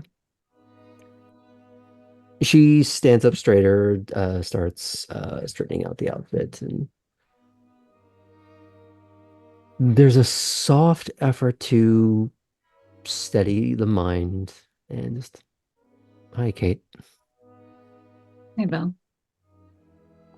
Edward went ahead and set it up to how he said you like. And you see some tension roll out of the shoulders. And before she says anything else, she does take the phone if it's being offered to her. Mm-hmm. And it seems like this is very practice where she's hot swapping cards, data, making sure everything syncs up. And unlike before when she was switching to your burner phone, where she was having the frustration of setting things up in a way that she wasn't trying to throw it onto the tarmac, this is much more like getting into a warm bath psychologically for her. Mm-hmm. Just there's okay, that's one less thing. Thank you. No problem. Sorry I broke the last one. No, not the weirdest way I've met people. What are you up to with the rest of your night? I don't know yet. Supposed to be hearing back from Innsbruck at some point, so that'll be both messy and interesting. Oh. Have fun. I think my clan is offering me jobs like shoes to try on to see what fits.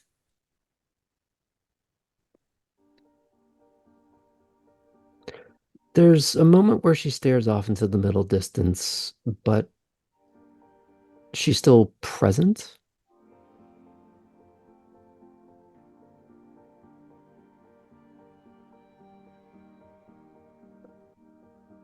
The shoes you brought fit fine. Maybe it's just a different color.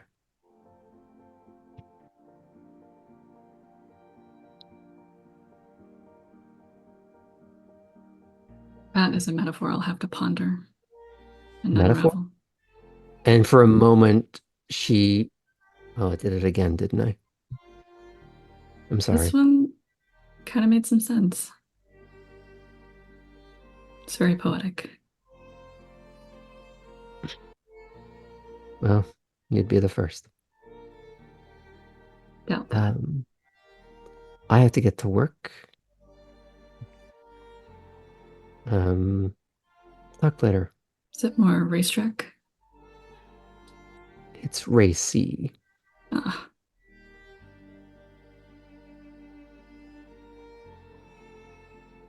No, Kate's not going to push for the interpretation of the word racy. Mm. she'll have like her brow will lift for a second, but unless like Belle offers, then she's not gonna be like, I'll point out the imagery if she's wearing an overcoat and heels. oh, okay.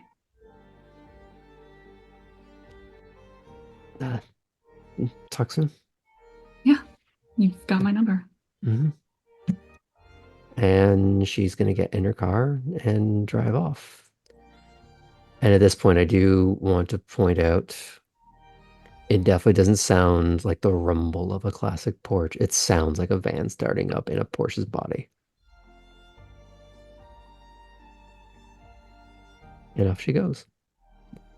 And I assume you head off in your own direction, maybe a little aimlessly at first, since you don't quite know where you're going just yet. Yep. Okay. 'Cause, I mean, I'm only down 1 point of blood, so it's not like I have to feed tonight. So we'll check back in with you in a moment. Artem.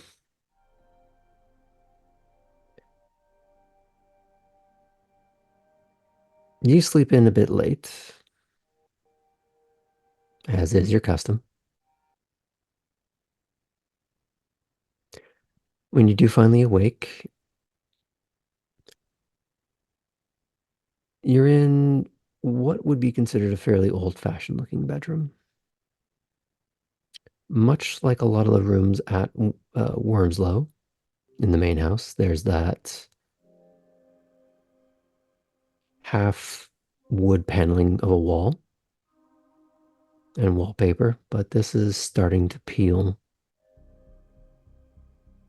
No, I'm sorry, because you're not in the main house. You're in the shed, effectively. Yeah. You're the get house.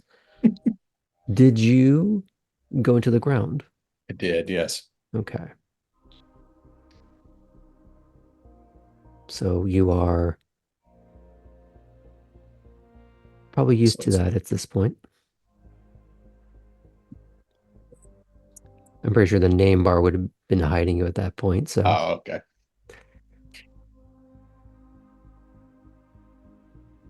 At this point, I assume it's quite practiced. It's this autonomic dog shake as you crawl up and out, probably dusting yourself off. But the question is, were you wearing all your clothes? Some of them? Probably just some of them. Okay. Nothing that's gonna like rip as he's doing this. He's done it enough times that he knows what that is. Mhm.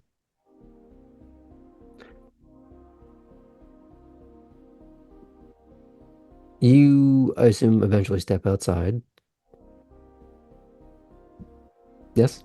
Yeah, yeah. Okay. You see Alden sitting on the steps of his house.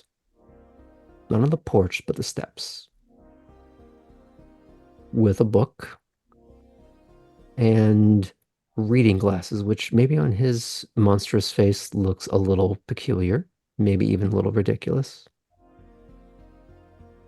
It might make you wonder how someone like this even gets a prescription, or if he just said, go get reading glasses and bring them back and I'll see which ones work.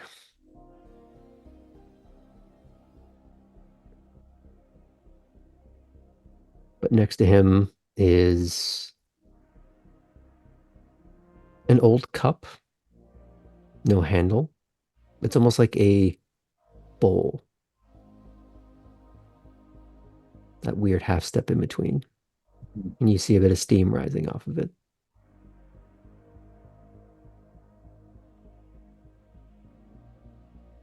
Can I tell what's in it by the way that it smells?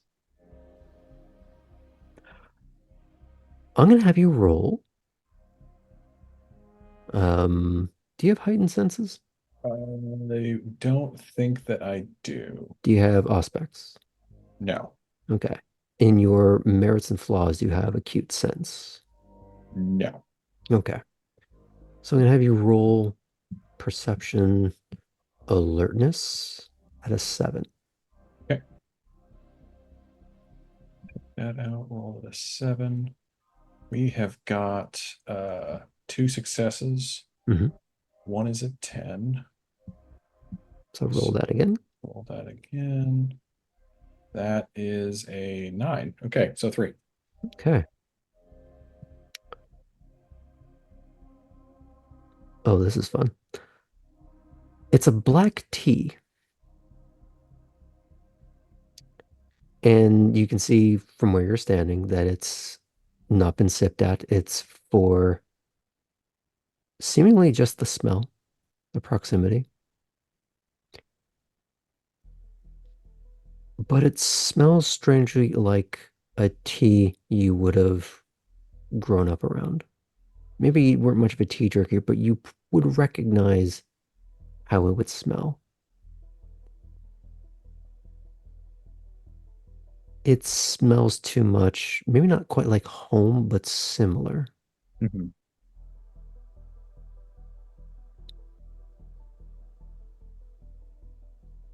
As he approaches, he'll nod at the tea and say, "That brings me back a bit." He reaches down with his semi-permanently clawed hand, and he's going to hand it to you. I'll take a sip. It still tastes like Ash's battery acid, but does it? Does it? Not if this merit has anything to say about it. What does the merit show at the class? It is called Eat Food, Mm. which I believe means that I can taste things. It Oh, I should mean still that have to you're throw them holding up. it down, is primarily what it's for. Okay. What I typically allow people in my games is to decide the exact level of the curse in some places, that they might be able to get some notes of something,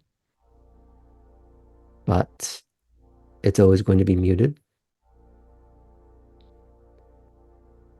So I'm going to say that because you took the merit, that you put that cost into it, you get more than just being able to hold it down. It's not going to have the entirety of the spectrum of flavors that you remember, but you actually do get a sense of real, genuine taste. You wouldn't have gotten that from absolutely everything. There seems like there's gaps, or it's selective about what it keys into, and maybe it has something to do with more of sense memory rather than actual functioning taste receptors. But because this is very close to something that you knew of, grew up with, maybe a family member would have drank, or friends, people at the mine, it is shockingly similar to that exact same kind.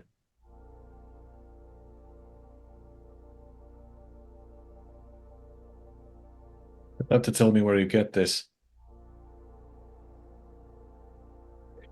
He gives you this very quizzical look as you are able to hold this down and seem to not be making a face at how it tastes.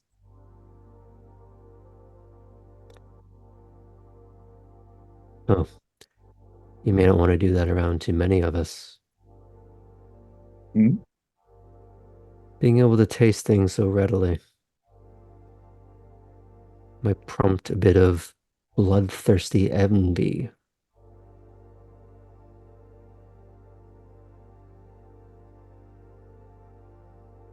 Why do you have it if you can't taste it? Smell.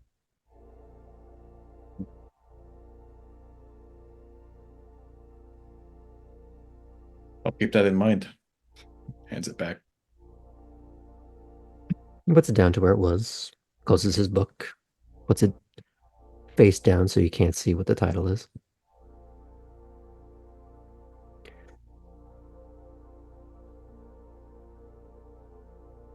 Shall we? Let's do it. He's going to take off his glasses and fold them, hang the stem on the outer breast pocket of the suit jacket he is now wearing.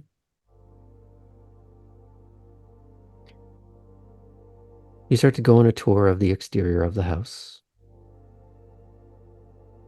You can see the peeling paint, the chipped wood, and some of the broken boards, cracked windows. It's not as if everything is ruined, it's more just bits and pieces, but those bits and pieces add up. There doesn't seem to be major structural damage, at least nothing that would be deeply worrying. If he's worried about the foundation, he's not saying it. Artem would know to ask. Yeah. He would walk you around and he's like, I haven't seen anything, but if this is your skill set, happy to be proven wrong. Cracks around the doors.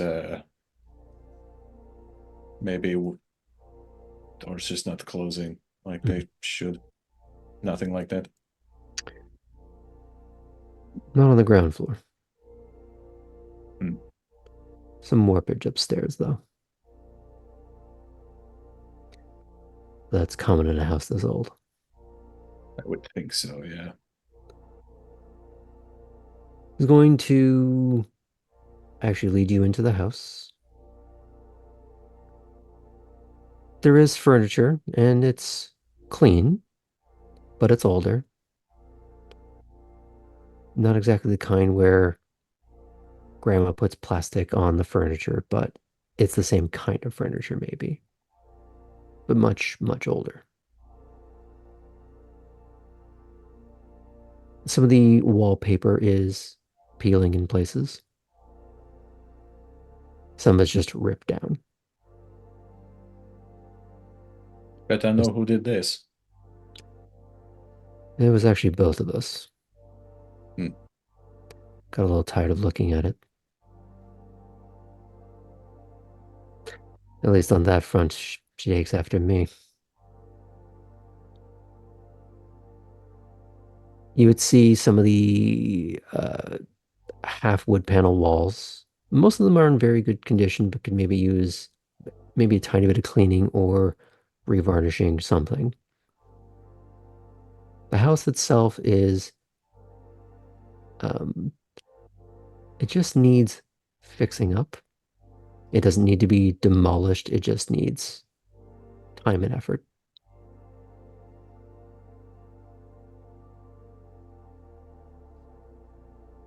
I was expecting this to be a lot worse.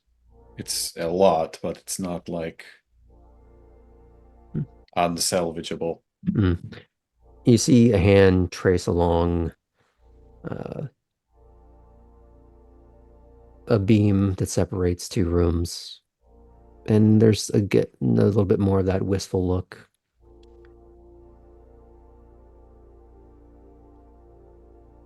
It's been here over 200 years. I'd like to see it last another 200. Think you can help with that? I think so.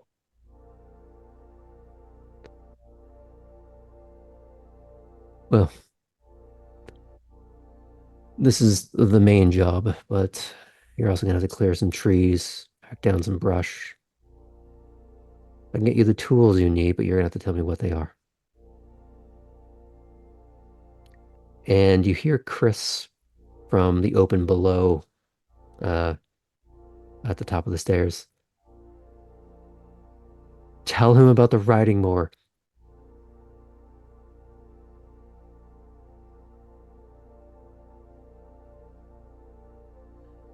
I'm told you already have a riding mower. For lazy Sunday nights. You really are a dad. And that's when he leans in. He goes, you know, the old stereotype of the dad who says they're not afraid to go back to prison. Which prison did you go to? No prison can hold me. Hmm.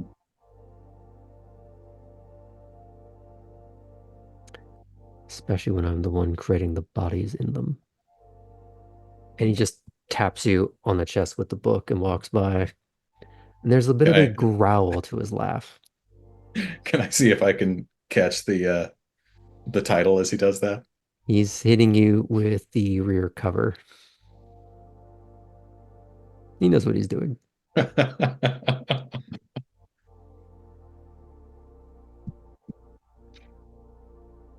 Okay. A lot of the outside stuff, honestly, he sort of makes this, I can handle. For in here, I'll get you a list.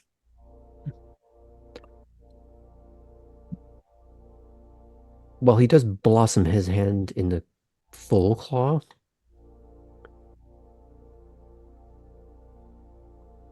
Keep in mind, this costs you something every time you do it. Of course. He looks you over the dirt. Clearly, you're comfortable with it. He goes, axes work just the same. Chainsaws work just the same. Keep this when you have to deal with a real problem. I get the impression you didn't run into too many of those back home. And he very easily retracts them into just, well, as normal as his hand gets.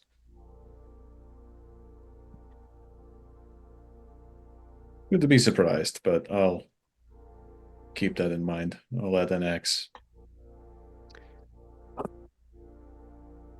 Oh, there's at least a few of those lying around here somewhere. I need to sharpen it.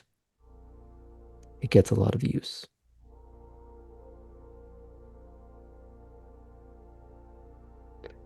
He's gonna take you back outside, and he's going to walk you through the rest of the property.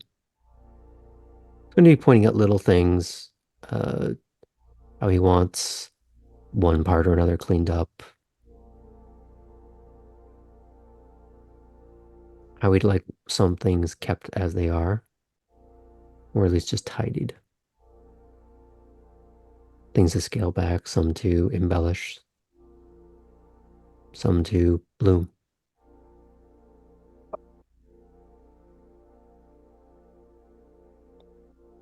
But you, despite the downcast nature of the property, he seems to be taking pride in it. And it's a hit to his pride that it's in this state right now. He never says it, but you get that impression. That he takes his job and role, title, his public face and persona very, very seriously. That it is more important than the state of his house.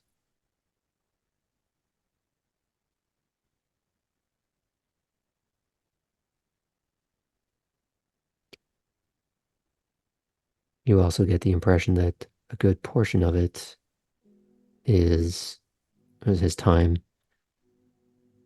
spent on Chris.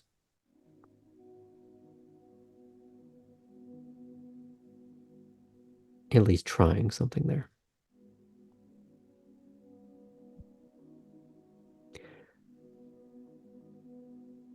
We're going to fade out on him walking you through the property. But before we do, what are your thoughts on all that's being shared with you, all that's being shown? Artem is thinking that it's going to be a lot of work, but he thinks it's very easily within his wheelhouse. So he's not concerned. He's maybe starting to think that this wasn't such a bad deal. Mm-hmm. But of course, we'll see. There are always surprises.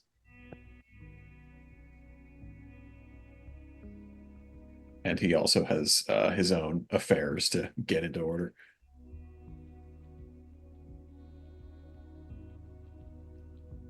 I'd say as he's going through these thoughts, he would get a text.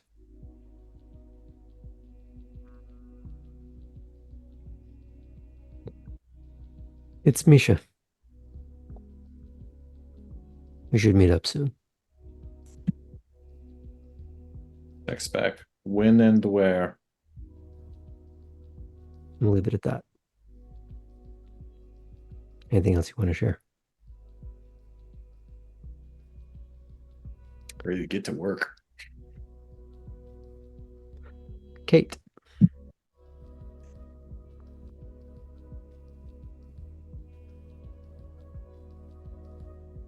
How's it going for her right now? What's she thinking? She's still feeling a little aimless. It's a lot of things have been named, and it's how to get in and figure out if that's the right spot. Because there's been lots of, yeah, we'll chats, but nothing has been like set. And it's that tension of it's only the beginning of night 3, but at the same time, there feels like there's this immense pressure to figure it out now. Welcome to Clan Venture.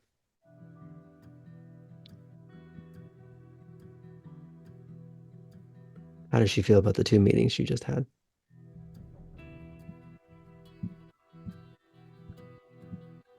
In Ventru, especially with whose child she was in DC, it was hard to ever feel like there was a person you could be the least bit vulnerable with. Everything felt like a test or a testament to who her sire was. She was always being watched for who she was in relation to him. And not that I don't think she'll ever let go of that like suspicion, but in both Edward and Belle felt like maybe like she was able to drop just a little bit of that pristine veneer.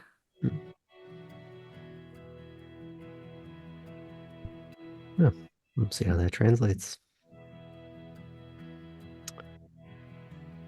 Tabby.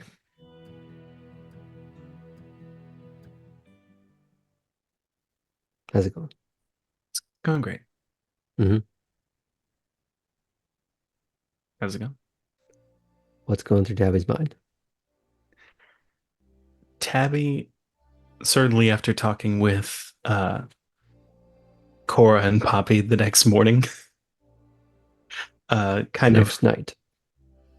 the next evening, kind of reaffirms that even public catastrophic failure can be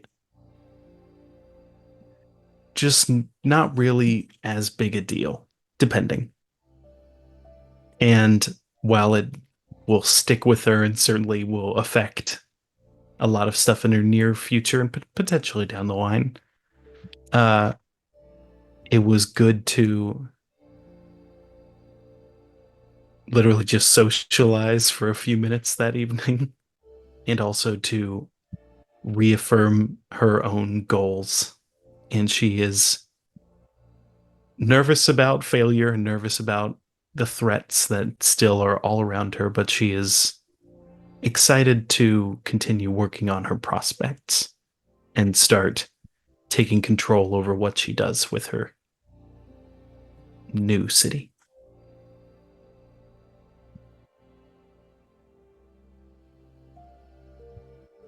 Gonna be an uphill climb, but I have some amount of faith. Poppy. Poppy was feeling really settled and good for like 30 minutes post evening at the racetrack. Um, and immediately felt like she had let someone down in Tabby and in letting Tabby get a gun pointed at her head, which is very terrifying. Um, and the next morning was further shaken by a text from Nico, which she thinks she played off very cool like. Um, but she immediately not at all. Yeah, Poppy's real cool. But I think she immediately was going through every scenario of, okay, what is this person going to want from me? He knows a lot more than others here know about me. And what kind of power dynamic is she getting herself into? So she's both anxious, full of dread, and also only a little bit hopeful. Yeah, the hope is a smaller part of the pie right now. She hopes to have hope, is basically what you're saying. Yeah, exactly. She's like, maybe it'll be great, or maybe he's gonna ruin my life. Yeah, so I think she's going through that anxious spiral at Mm. present. Better to leave her dangle like the sparkling diamond she is. Mm. Cora. Cora is not one to base her perception of how things are going on one night, but if she could, things are going pretty well. Um, Having a chance to express this facet of herself that is so integral to who she became in life, uh, and but she still derives a lot of satisfaction from now, was fantastic. And the fact that it led to more connection was even better, through driving with the crew in the Land Rover, to the race at the end. Um, that was all very positive, though there is a bit of simmering tension. The notion of the tightrope that Poppy mentioned, uh, unknowingly foreshadowing the difficulty we would have at the gate, and the reminder that we are in a dangerous world. Uh, she wants now to try to grow those connections, these little threads that she's pulling on, because, well, those of us here who've just found our places are still struggling to find them. We probably have a better shot at things together than alone. I mean, Frankfurt certainly taught her a little bit of that. So she is going to go ahead and send a quick message right as the night is ending. And it will be to Kate. And it'll be a quick, sorry you had to move out so quick. Didn't really get a chance to chat. Stop by the cottage sometime. BYOB. Wink. Um, and that's her summary. Okay. Small victories, spectacles of defeat, hopefully some lessons learned, and a reminder of you are not the apex predator.